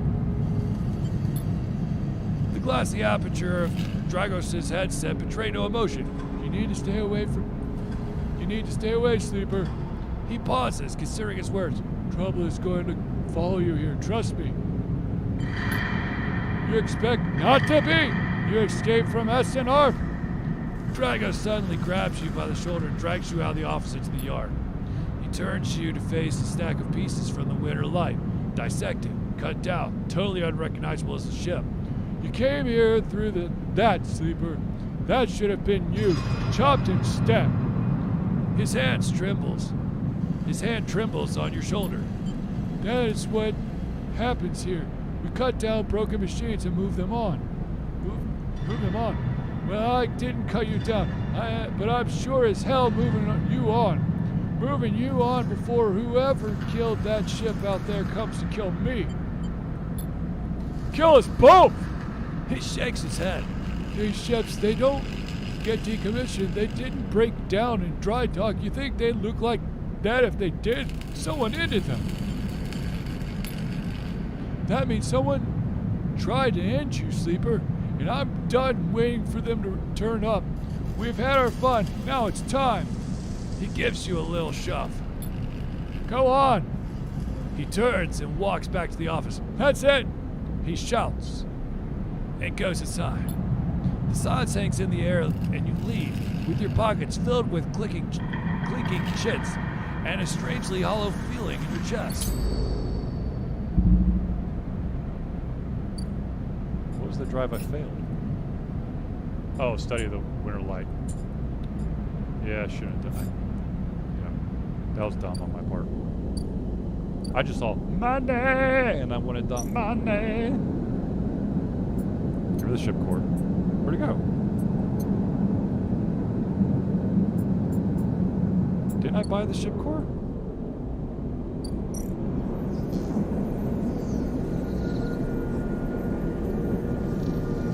I thought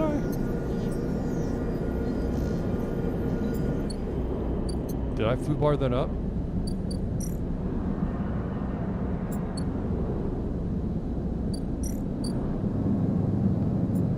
Must have. Oh.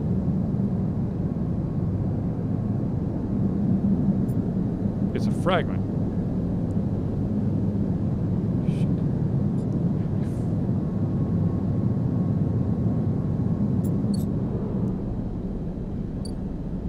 How do I put them together?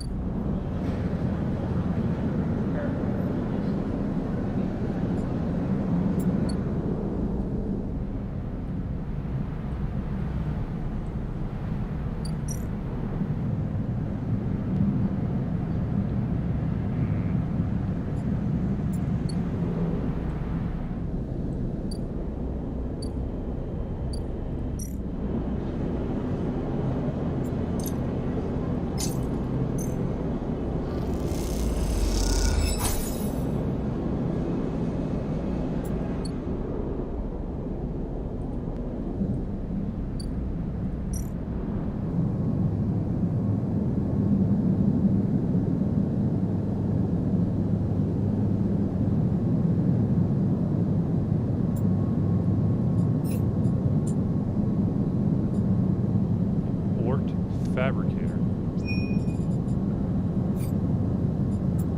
That was the format.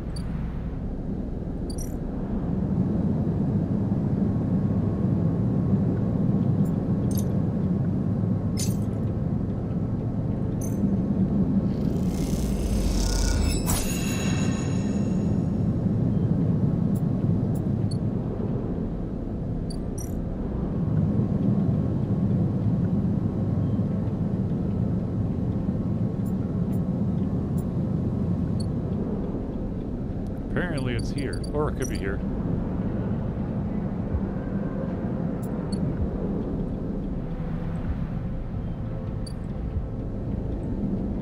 Damn it. How about here?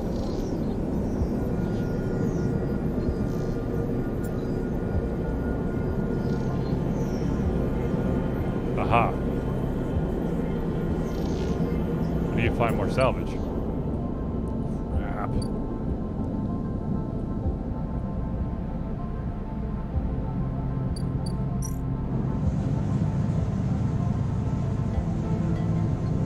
I don't have any more actions. I need sleep. It's gonna get close. Too close.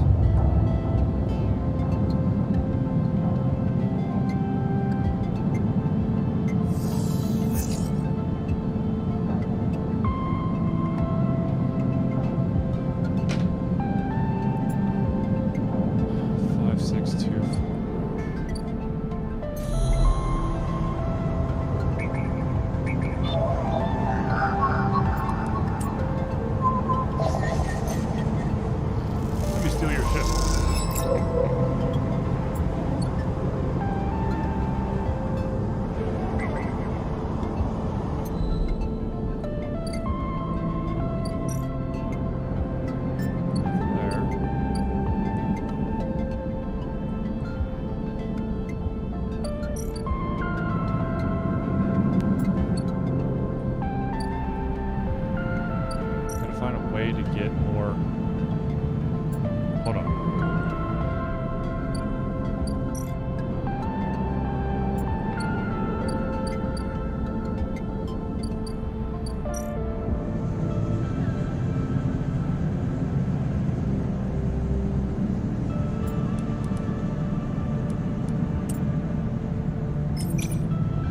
It's a 50 shot.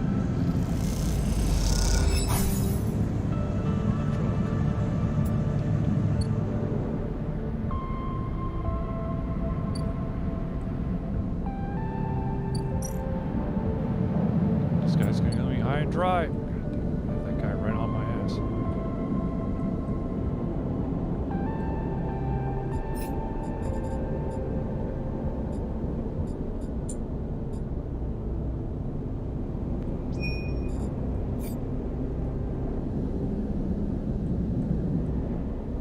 I need a stupid hive mind or whatever. Chip mine.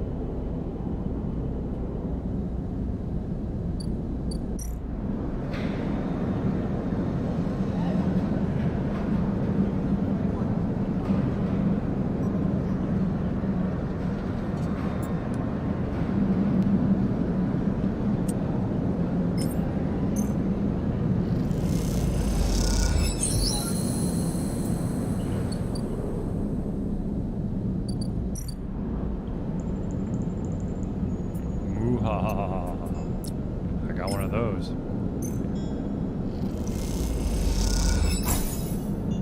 Two maglocks, huh?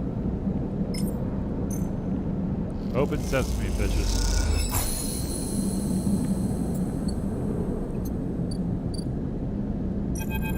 Mysterious machine.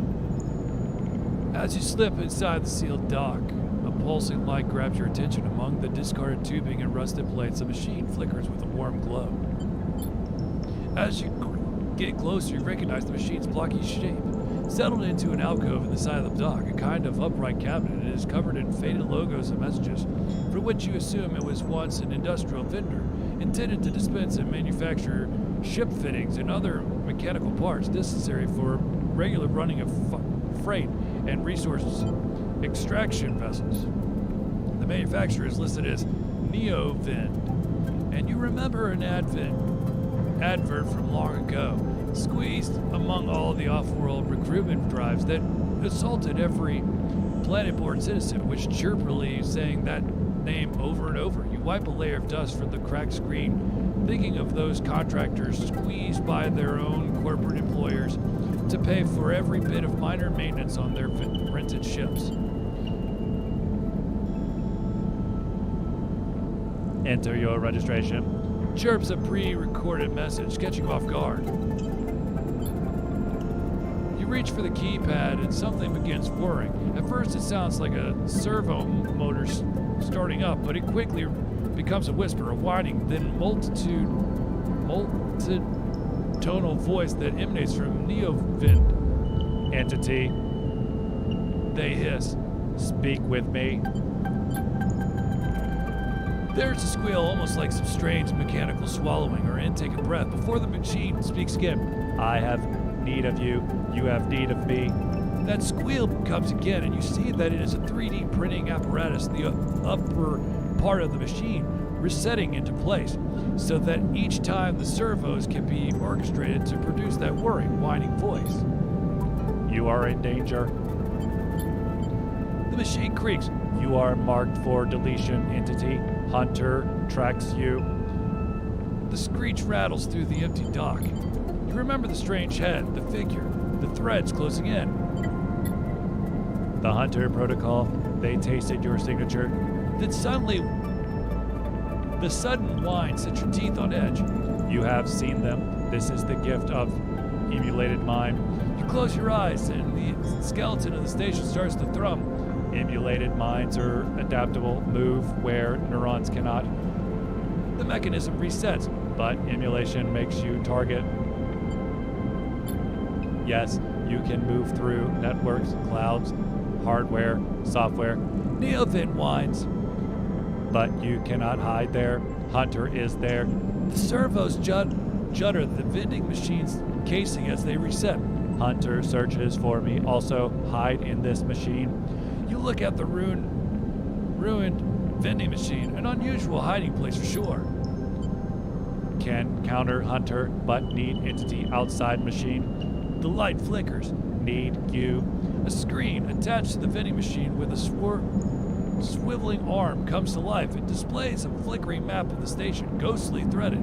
The cloud points along the rim, glow in deep red. Hunter is always gathering too much data. Must build nest.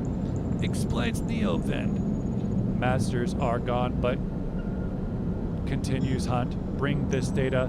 Raid its nest. Station builders. Solheim. The machine rumbles impatiently. Long gone. Their protocol still hot. Bring offerings. Save self. Neovend says pointedly. Mutual need. Need means friends. They conclude, tired of the conversation. The whirring amplifies and then suddenly drops as the mechanisms within the machine click back into place. The glow fades, and you are left stood in the dark of a sealed dock, that whirring voice ringing in your ears.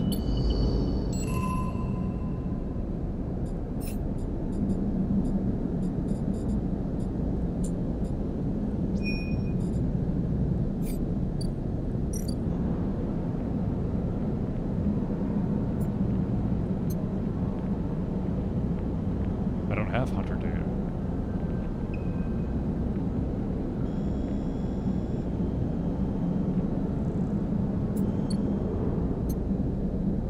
Let me guess. There. Need a 2. Don't have a 2. All I have is a 5, which I'm pretty sure ain't gonna work. 1.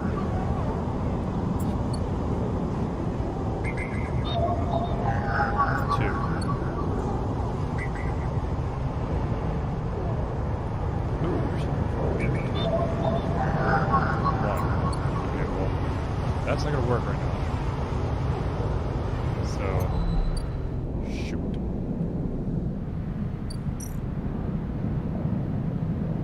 Yeah, I know.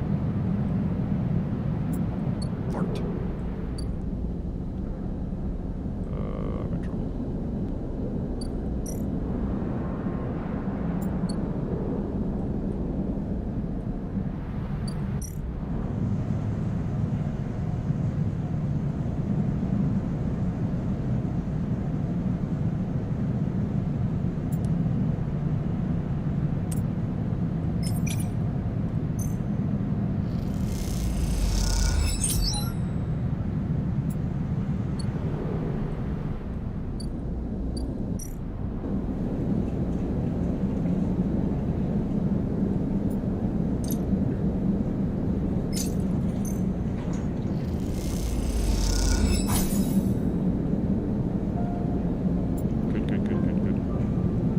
But that didn't do the overlook regular.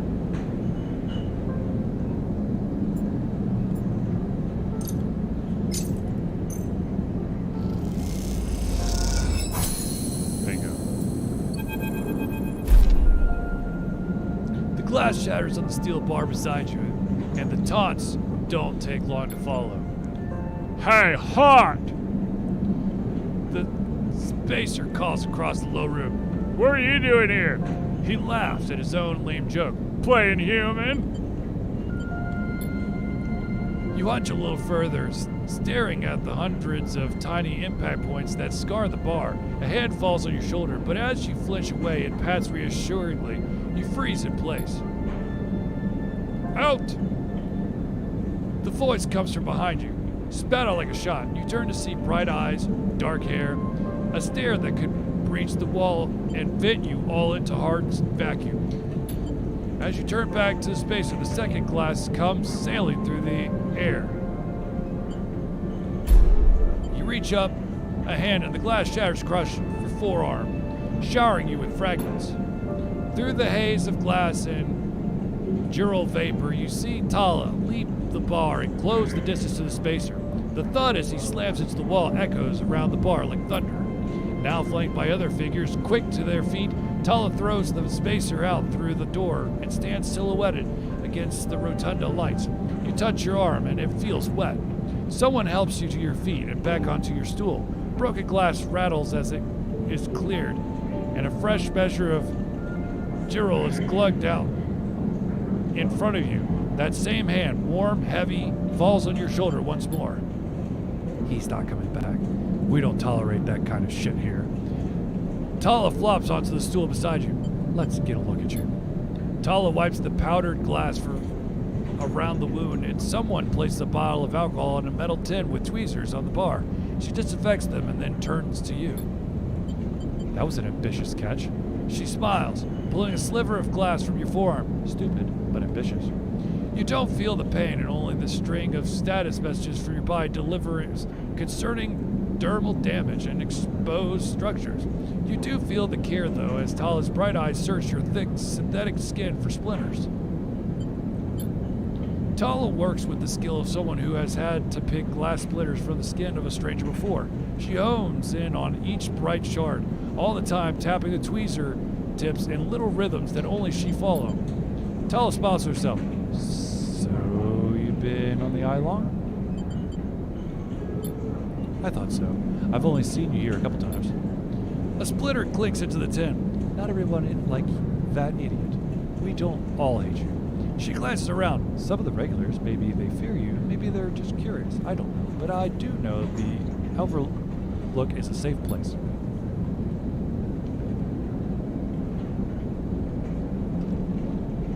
I know what it's like to be new in this place. Trust me. She meets your eye.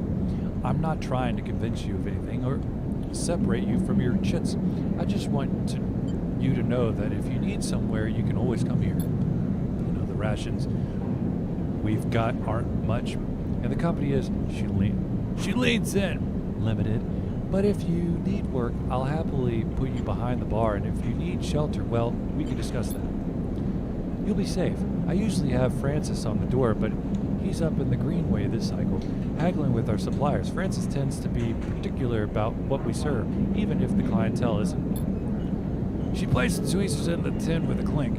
That's you, sleeper, here. She slides the glass of Girol to you. This'll help. She stops, her hand still in the glass. Wait, does this help? I mean, can you get drunk? She laughs. We'll keep trying. I'll let you know if I see any difference. She walks back around the bar, gathering the glasses as she does, and before long is retelling how she threw that spacer out to a new group that just wandered in, complete with dramatic actions.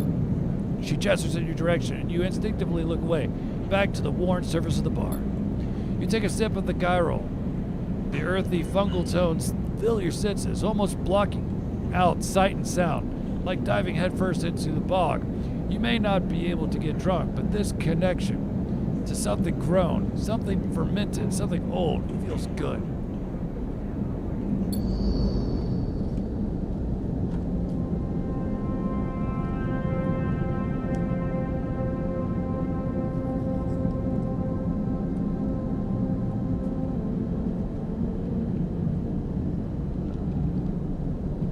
All right, now.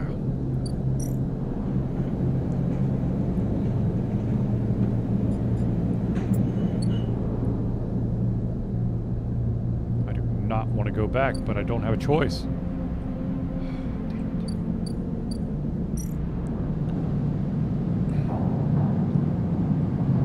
Hooray.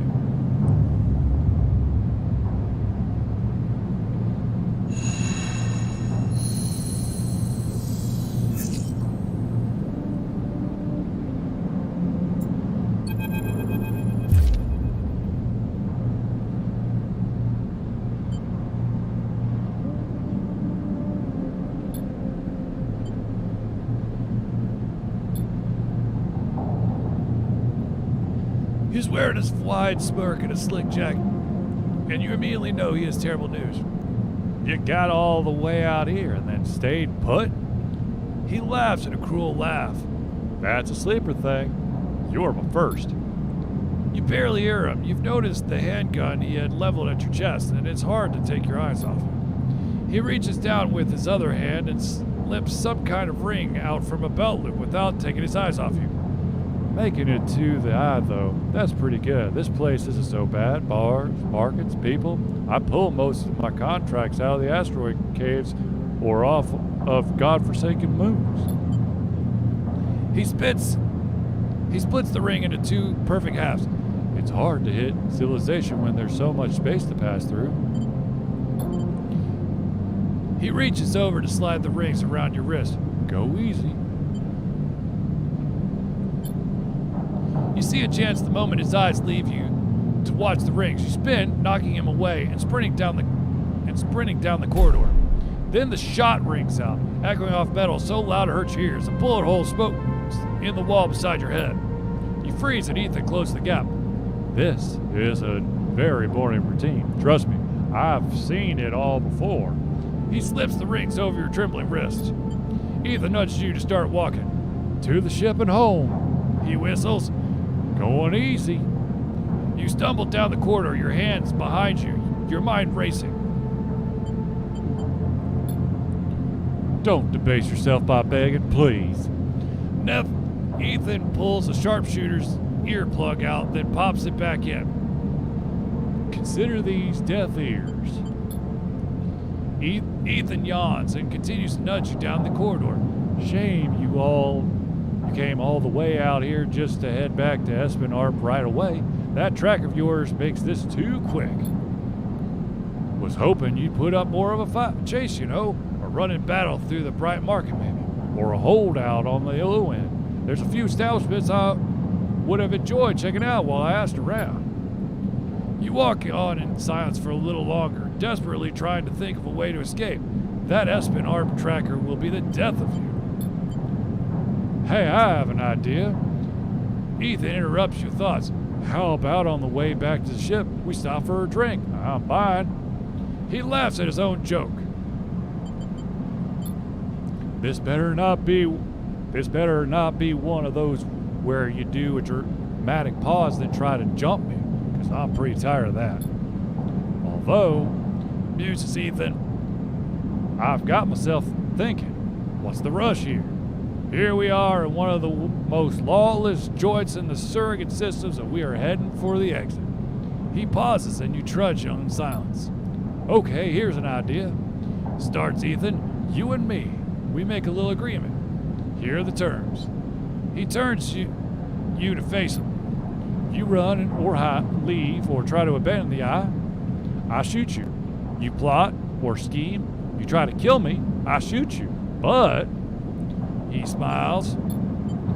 you come meet me at an establishment of my choice every few cycles and you pay my tab, I don't shoot you. He pauses. You don't pay my tab. He rattles his handgun. You get the idea? Okay then, that sounds to me like a deal. He stretches. You know, I really thought I was going to have to kill you. This is so much better. He clicks something at his belt and the ring's released from your wrist. I'm going to see if I can find my old stool at the Compressor Club. Come see me there. He aims the handgun at you, squinting down the sight. Let me just remind you, that body of yours is one big tracker. So don't even think about leaving the eye. I'll know. Ethan turns and strides off down the corridor, slipping his handgun away. The mix of relief and terror you feel is overwhelming. What are you going to do? I'm going back to this guy to turn off my tracker. What am I going to do? As you arrive, Fang comes striding forward towards you, taking you by surprise. Let's go, Sleeper. He puts a hand on your shoulder and turns you back the way you can. He steps in the passageway, guiding you down ring toward the shipyard. Sorry for the hurry, but we have something of an opportunity. That data you ripped, well done, by the way. He grins. Tells me Hardin is making a rare inspection of the sidereal horizon this cycle. It's the perfect chance to confront him outside of that compound he hides in. Fang takes a sharp turn onto a dimly lit side passage. That's right. It's the perfect time. Fang slows and slips into a dark service tunnel where somewhere a water pipe drips in the black. It's him, Sleeper. The same Harden Hurst. Our worm ripped out decades of records that mentioned him by name, an entire trail of documentation from the first days of the Solheim collapse until now. He rode out the whole thing, slipped into Havenage when it first broke off from the Union. He paces in the tunnel, a hand rubbing at the back of his head. I need you to understand something about Solheim, Sleeper. I don't know what you know about the collapse, but it wasn't as instant as it sounds. It wasn't like Solheim was here, running the station one day and the next, Erland's Union took power. Back then, Solheim knew this place was slipping away from them as the palladium market collapsed. They tried to keep the contractors here working. The pay got smaller, the cost higher. People like my parents were forced to work non-stop just to keep a berth on the station and water in their tanks.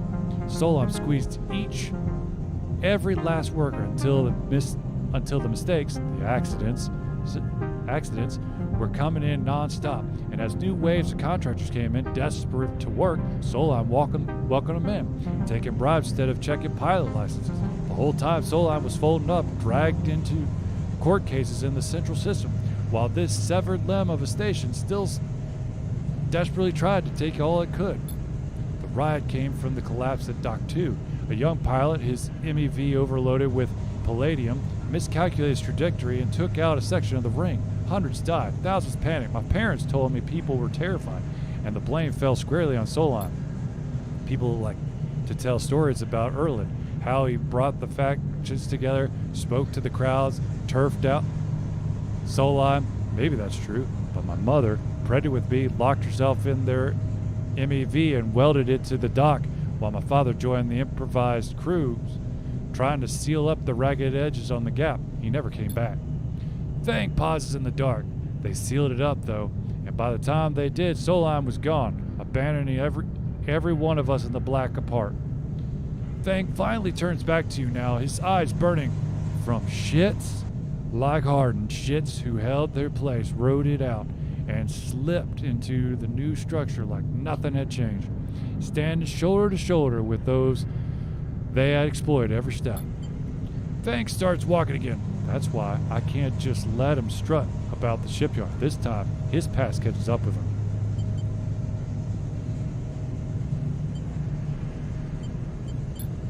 Clearly, you don't know much about executives. That kind of power comes with certain benefits.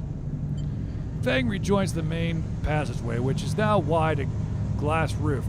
Through the ceiling, you can see ships in mid-construction, their flanks lit by flashes of plasma torches. The vast bulk of the sidereal horizon comes into view, like the ruins of a toppled skyscraper lying across the ring. The entrance to the shipyard is ahead.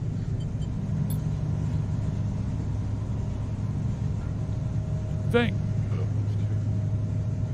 grins. Let's go show this shithead some consequences.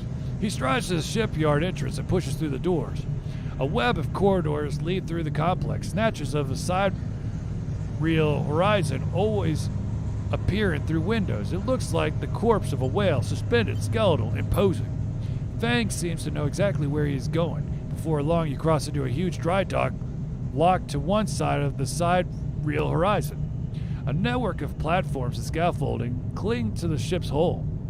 Filled with workers and equipment, the sound is stretched out by the vast space so that the welding, cutting, and sealing seem to come from everywhere at once.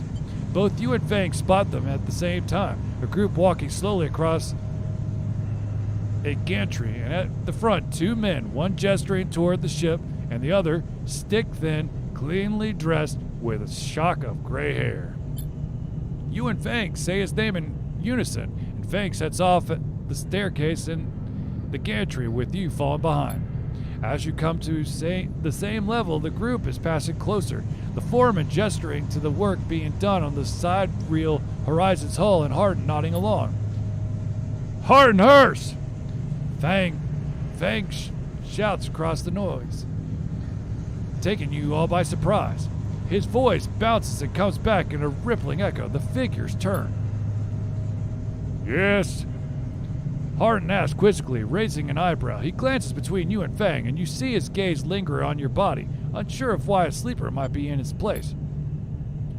You are a traitor, Harden, a Solheim executive who tried to hide here among its victims. Fang's voice is steady and strong. You stand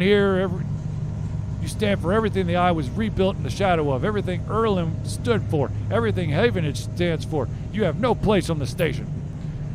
For a moment, stillness descends on the group, as if everyone was held in place by the rattle of construction. Harden laughs. Well, good to meet you too. He glances around at those around him. Some are smiling, the others nervous. You are from the system branch, are you not? Asks Harden, inspecting Fang's clothing. Fang turns to the foreman. You need to call your security. This man is a corporate agent. The foreman glances between Fang and Harden, his hands drumming at his sides. Harden leans towards him and says something inaudible. The foreman nods. As you begin speaking, Harden turns his attention to you. And what would a sleeper know about that? You accuse me of being a corporate agent? What are you, if not exactly that? He looks around at the group, who are already eyeing you in suspicion. You are a product of Espen Arp. You have no place in the Haven shipyard. Who knows what signals you are sending back to your makers? A murmur of approval runs through the group. Fang holds up a stick of memory. You guessed right. I am systems, and I have records that link you directly to Solheim right here. He turns to the foreman again. So once again, I'm asking you to take this man into custody of the shipyard. The foreman remains still. Harden's voice is calm and measured. If you have such data, why hasn't it been submitted at the members' meeting for proper review? He shakes his head. I have nothing to hide, unlike a man who does not announce his name, who enters my shipyard with corporate property in tow and tries to turn my own men against me. You hear it now, the echoing sound of boots on walkways, coming from all angles at once and then settling behind you. Please, says Harden, submit the data through the correct channels, then we can talk. For now, however, you must leave. He gestures behind you to the security detail, their hands on boxy black sidearms at their sides. Fang spits. Harden, you shithead, you can't wiggle out of this. One, the security officer draws his weapon and levels it. Fang turns and stares him down. You look at Fang. He shakes his head and puts a hand on your shoulder. Let's go, says Fang, and he pushes through security, heading back down the walkway. Once security has walked you out of the shipyard and nudged you back into the corridor, Fang picks up pace. You try to keep up as he slips into the shadows of the entrance. Fang is grinning ear to ear. You know, Sleeper, sometimes people are exactly how you expect them to be.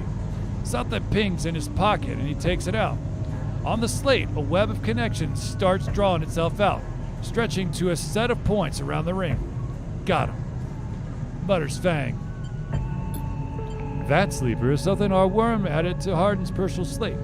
We are tracking his outgoing messages. Fang's grin looks ghostly in the up light of his screen. The old ways are best. Spook them good enough and they'll give the game away. He jabs at the slate, and then you see the web is being drawn over a map of the ring, lines bouncing from point to point. All of these dots, these are Harden's buddies, and once he's messaging right now, we are going to find them all. Of course, Harden isn't working alone. We need the full set or nothing. Fang glances around and slips the slate back into his pocket. We better split for now, Sleeper, but this is exactly what we need. Good hunt. With a pat on your shoulder, Fang drifts away, back into the flow of people around the shipyard entrance. You watch him go, unsure whether to be angry or impressed.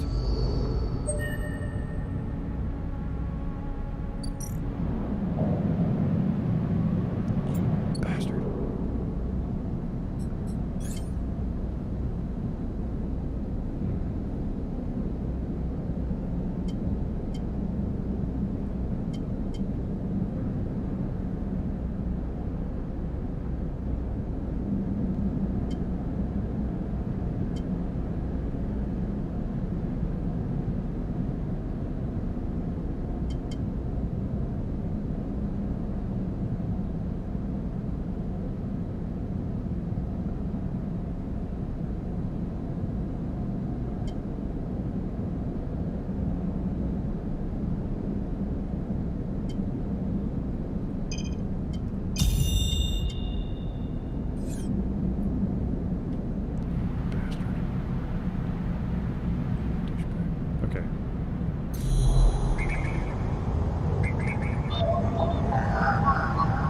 don't have a 2.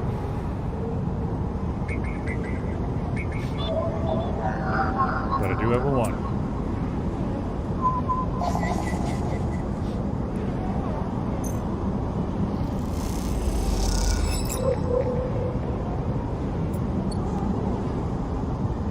That should piss off Hunter.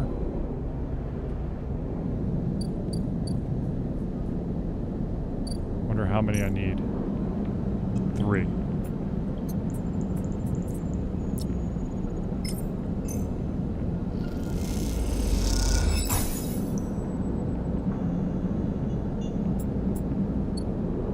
Four and a 5.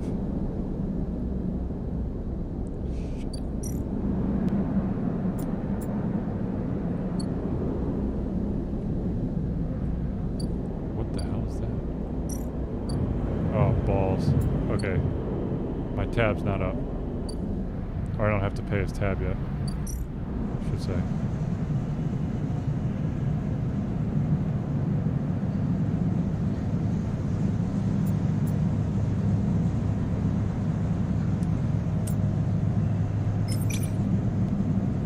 $50-50 shot. Come on, big money. Yes.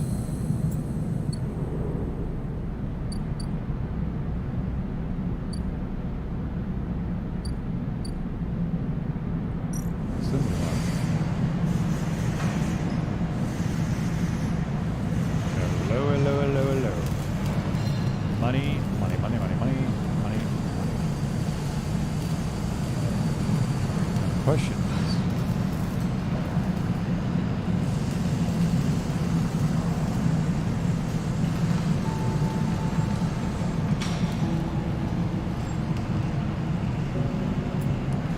which one I'd rather do? The structural fitting.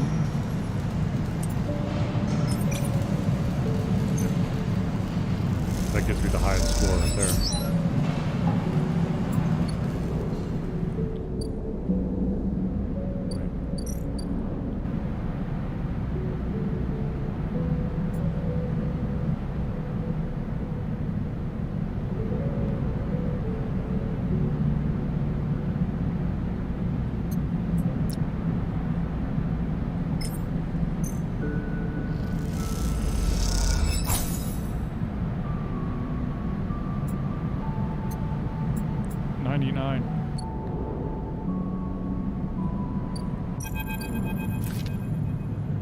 From the walkway of the sidereal horizon looks impossibly vast.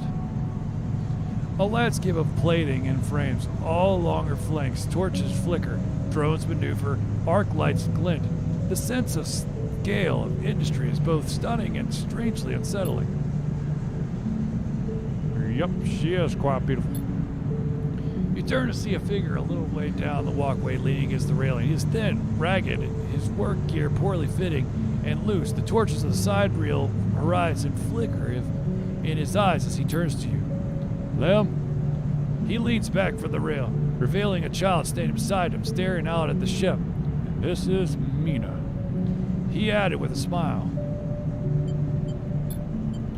She stares and tucks herself against Lem, who dutifully picks her up. She's a little slow to trust. Aren't you, Mina? She buries her face in the folds of his overalls. Mina looks out from Lem's chest, a dark brown eye twinkling among the rough materials. You working on her, then? Lem asks eagerly, gesturing to the vast ship. We're just admiring. She shifts Mina's weight to his other arm. Understandable. He nods, gazing back out at the sidereal horizon. You like her too, don't you, Mina? He jostles her a little. She's Mina, and I's ticket out of this place. Our escape vector, so to speak. You haven't heard? Anyone who takes a Havenage contract on the sidereal horizon will be entered into a draw for the transit support crew. He smiles. We won't get to sleep the journey through, but a couple of decades of service would be nothing for me and Mina if it means landfall New World, he winks. It's a long trip. He straightens up, stretching his back. That's the colony ship, friend. The Celis Foundation is sending thousands of people to settle a system well outside the reach of the core worlds. It'll be a totally independent colony. No surrogacy, no corporations. Their havenage is Klein, yeah, some wealthy project from the core systems, interested in independence and self-sufficiency and all that. They hired the whole shipyard out, helped re-kit it and everything. He strokes Mina's hair. Someone else's dream, I suppose, but doesn't mean people like me and Mina can't tag along. Mina responds by pushing her hand away. Daddy, she whispers. Food. Pulling an exaggerated grumpy face, she glances furtively at you as she plays with a set of dog tags that hang around Lim's neck. I'm just chatting a little, Meanie. Give Daddy a sec. He turns back to you and you suddenly notice how tired he looks. I'm not on the Havenage crew yet, but I'll work my way and you can do it too, friend. We have to stick together. He smiles a little shakily and you wonder how long he's been working to break into the official shipyard crew.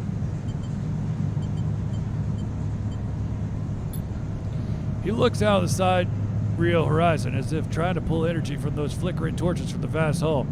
We've got to hold out, okay? You aren't quite sure if he's talking to you. That's how it works. While he stares out, Mina catches your eye curiously. She straightens up and meets your eye. Daddy loves me. She says it stubbornly, daring you to question her.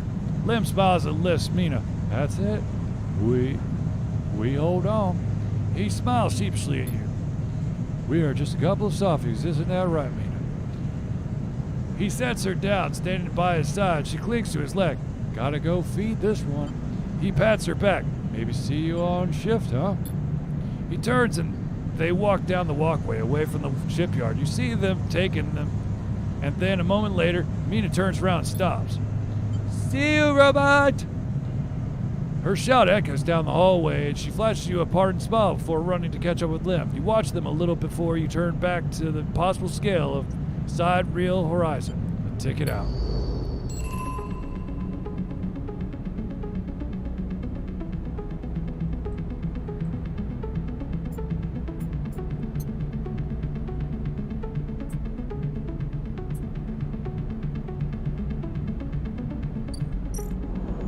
I don't have any more hunter data.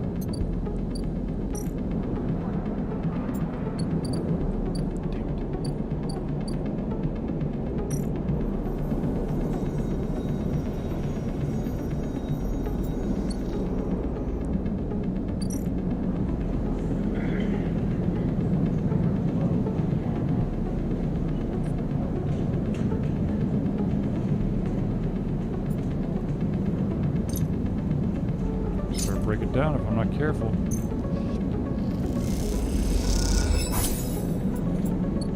There. That'll hold me up.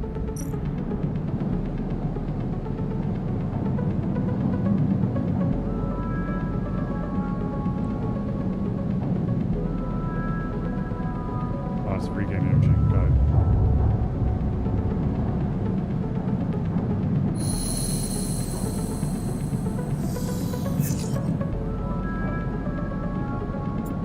Two, 6, and a 5.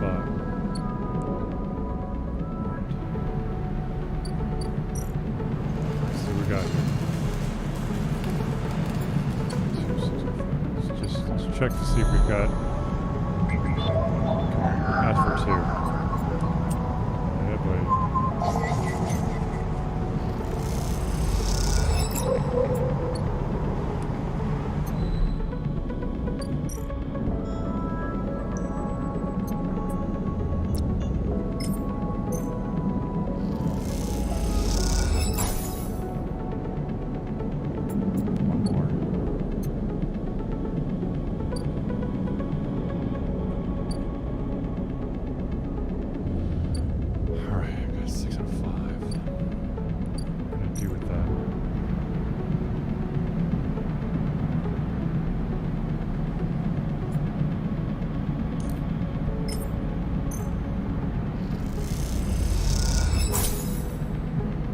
Crypto.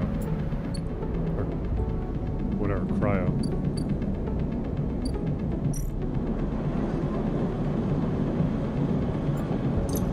This hurts.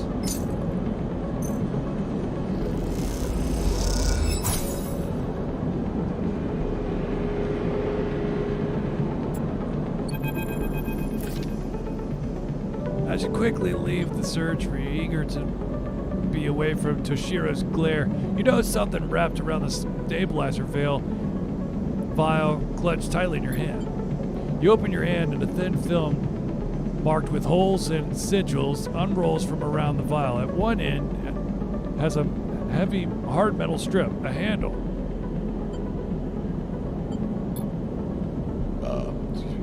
The metal handle is worn and pitted, but you can see a set of numbers imprinted into it, 207F, and then crudely scrawled onto the handle at some later date, low end. You hold the cloudy film up to the light. It is perforated with an ornate pattern of holes.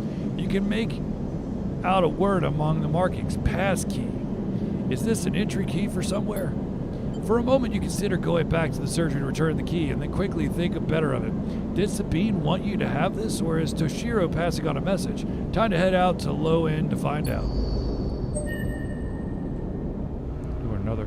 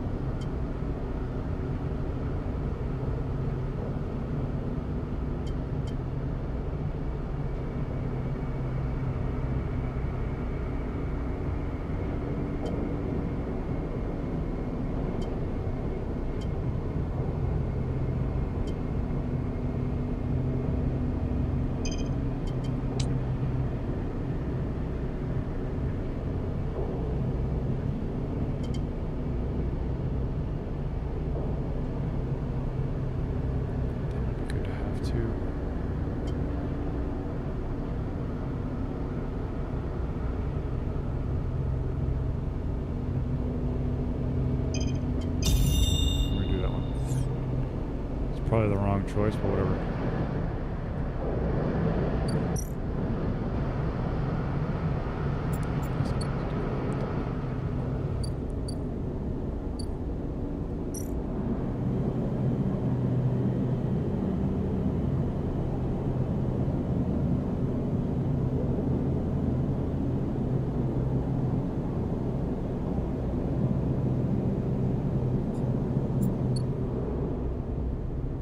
There it is.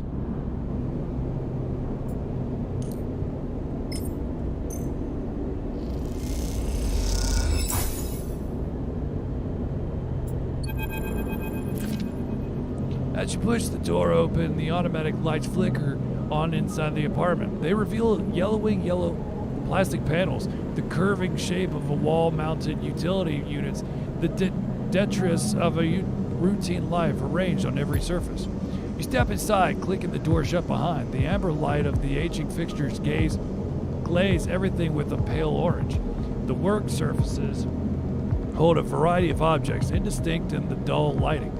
A pale blue light drifts from the doorway at the end of the room.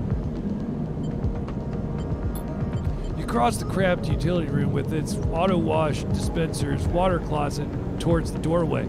Through the doorway is a dark, warm room, lit only by the faint glow of a terminal screen. As you approach, there is a crackle from somewhere in the dark. Sleeper.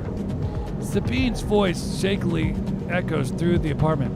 Welcome to my home. I'm sorry I can't be there. I have had to make alternate arrangements. You hear rattling noises, static.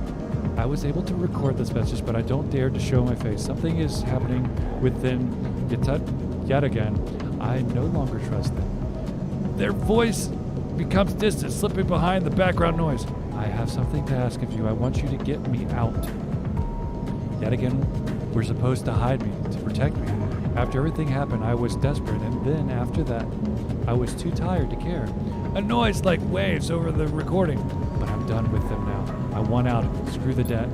But I need insurance, something I can hold against them. I have my suspicions, but I can't be sure. I need information, and as you know, you need me. A pause, something clicking in the dark. This isn't a threat. You have to understand my position here. Another pause. I know, sleepers. I have been here before. I can help you, but not with Yadigan's noose around my neck. Get me data. Give me information. Give me something I can use against Yadigan. Then I can get out, and you can get what you need. Please. Waves of static cut into Sabine's voice. Bring it here to my terminal. I'll get it when I can. You look around the teeny room and try to imagine Sabine living here, working at the desk, sleeping in the bunk, blinking into the terminal in the dark. The recording cuts the static, filling the room with its white hiss, then silence. You turn away and leave, the door clunking shut behind you. Back in the corridor, you notice the scrawling graffiti of a blade on the opposite wall. Yet again, you feel yourself being drawn into something like you don't quite understand. Okay, so here, that's what I figured. Shit. And I gave away that. Okay. I've got a 5 and a 6.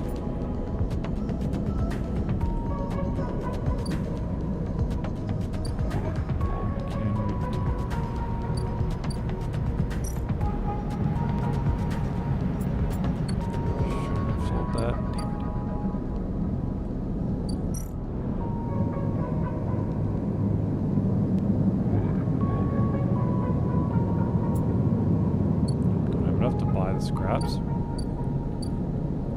What we got here? Wet dog. Nothing. And I don't have any scraps to sell.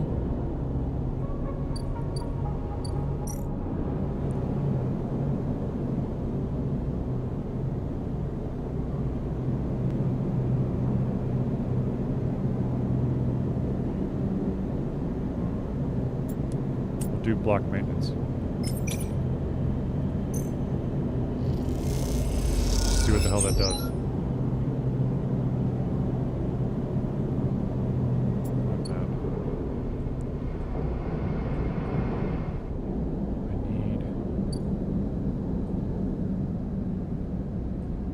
I need to make some money. You're useless for now. That's not what I do. To go.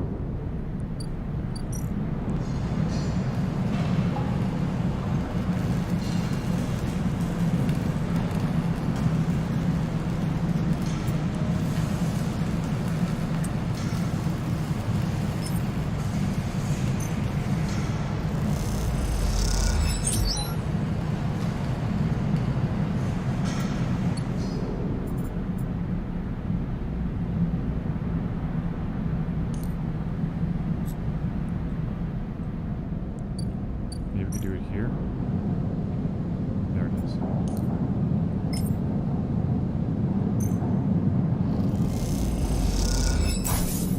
I need it all.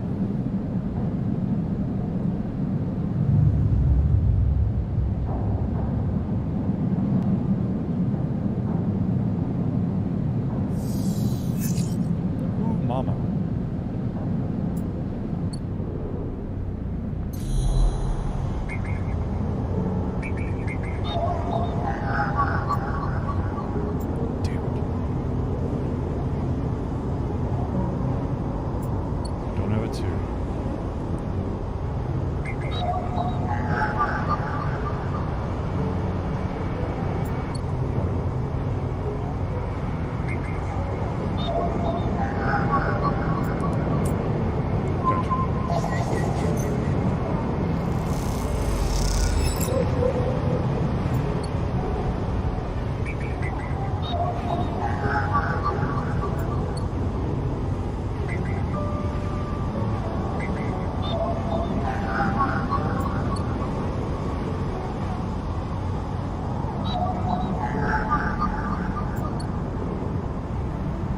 I don't think I've ever seen an agent with a high number. Shit. Next time we're gonna have to deal with Hunter again.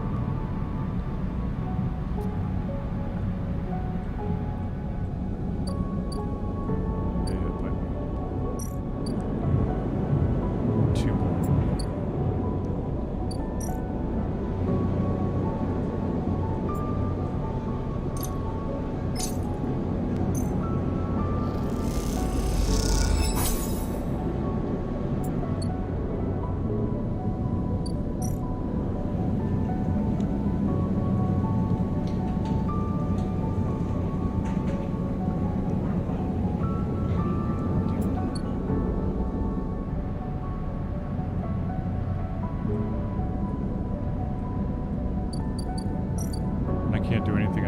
build the damn core. Nothing on that side. This one I think just wants to...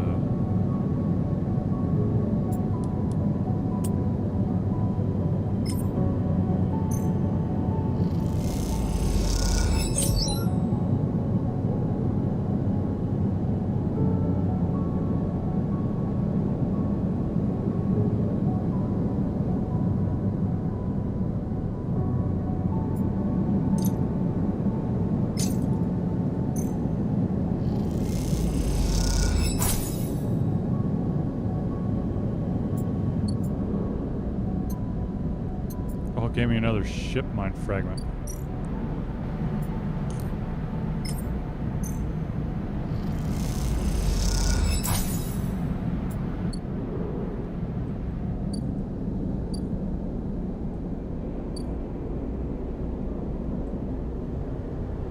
What is this?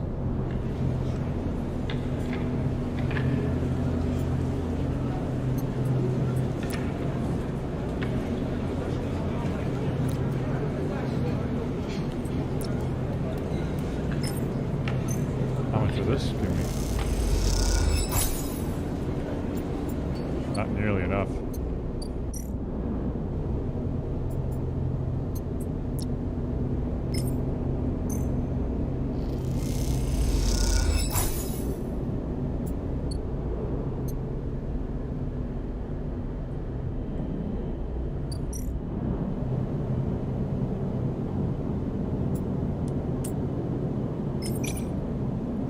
Shot.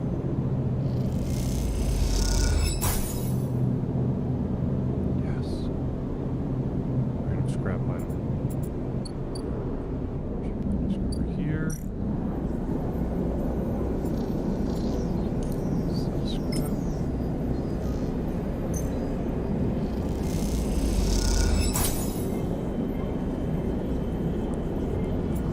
Trader. This one.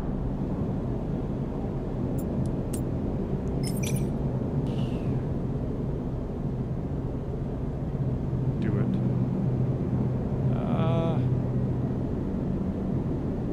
Yeah, do it. Damn it.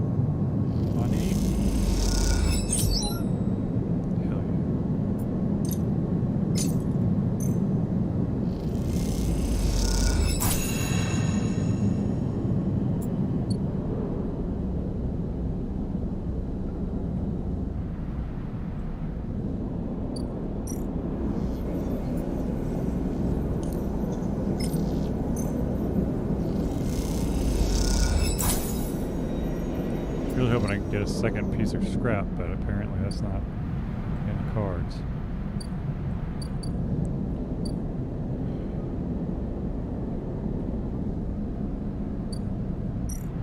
Back to my home.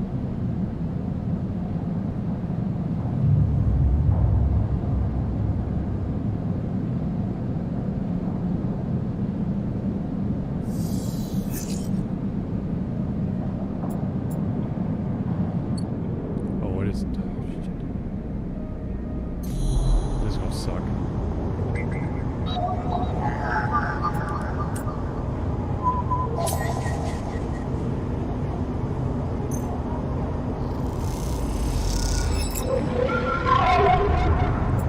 Here he comes.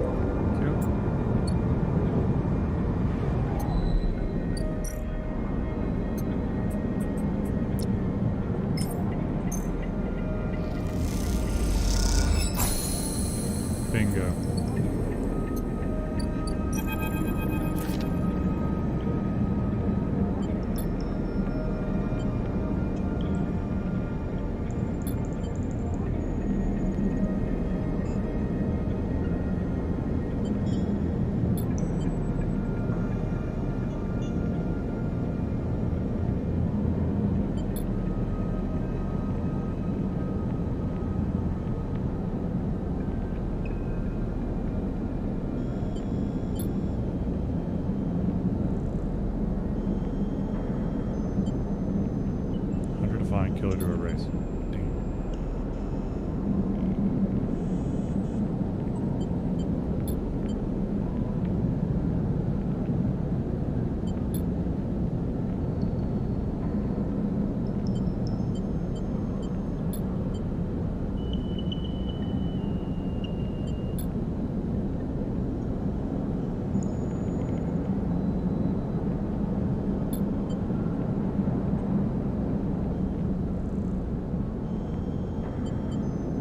It'll erase itself?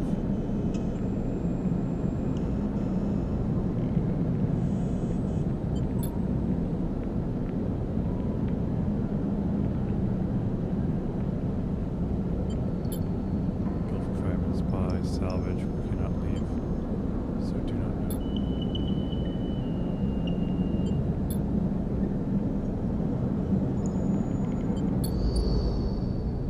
Great, they're all using me, assholes. Oh, just everybody needs a fucking ship of mine.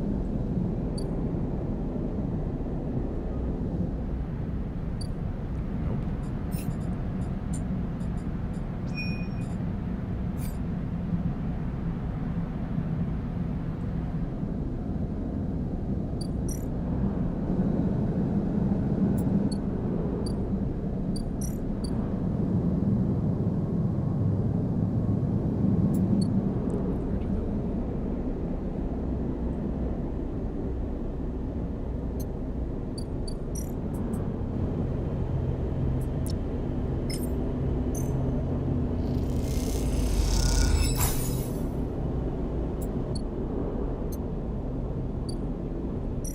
Where did that? No reason to. Not yet, at least.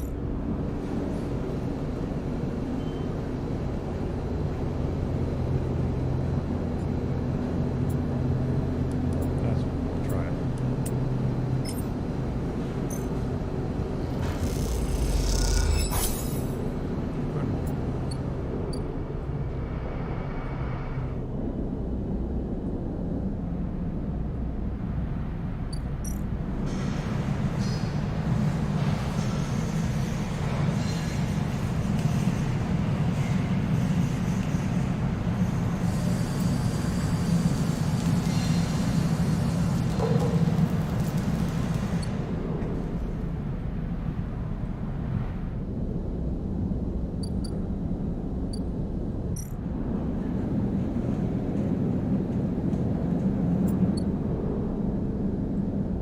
I don't know what to do next.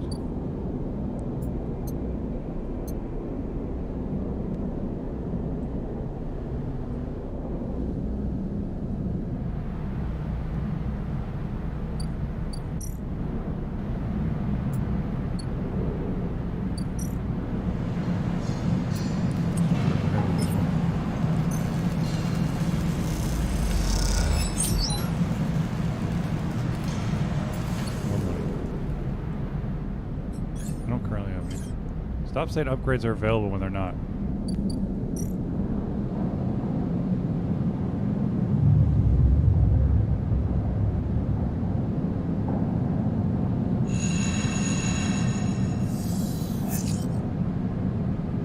That's what's free. What is your bar tab?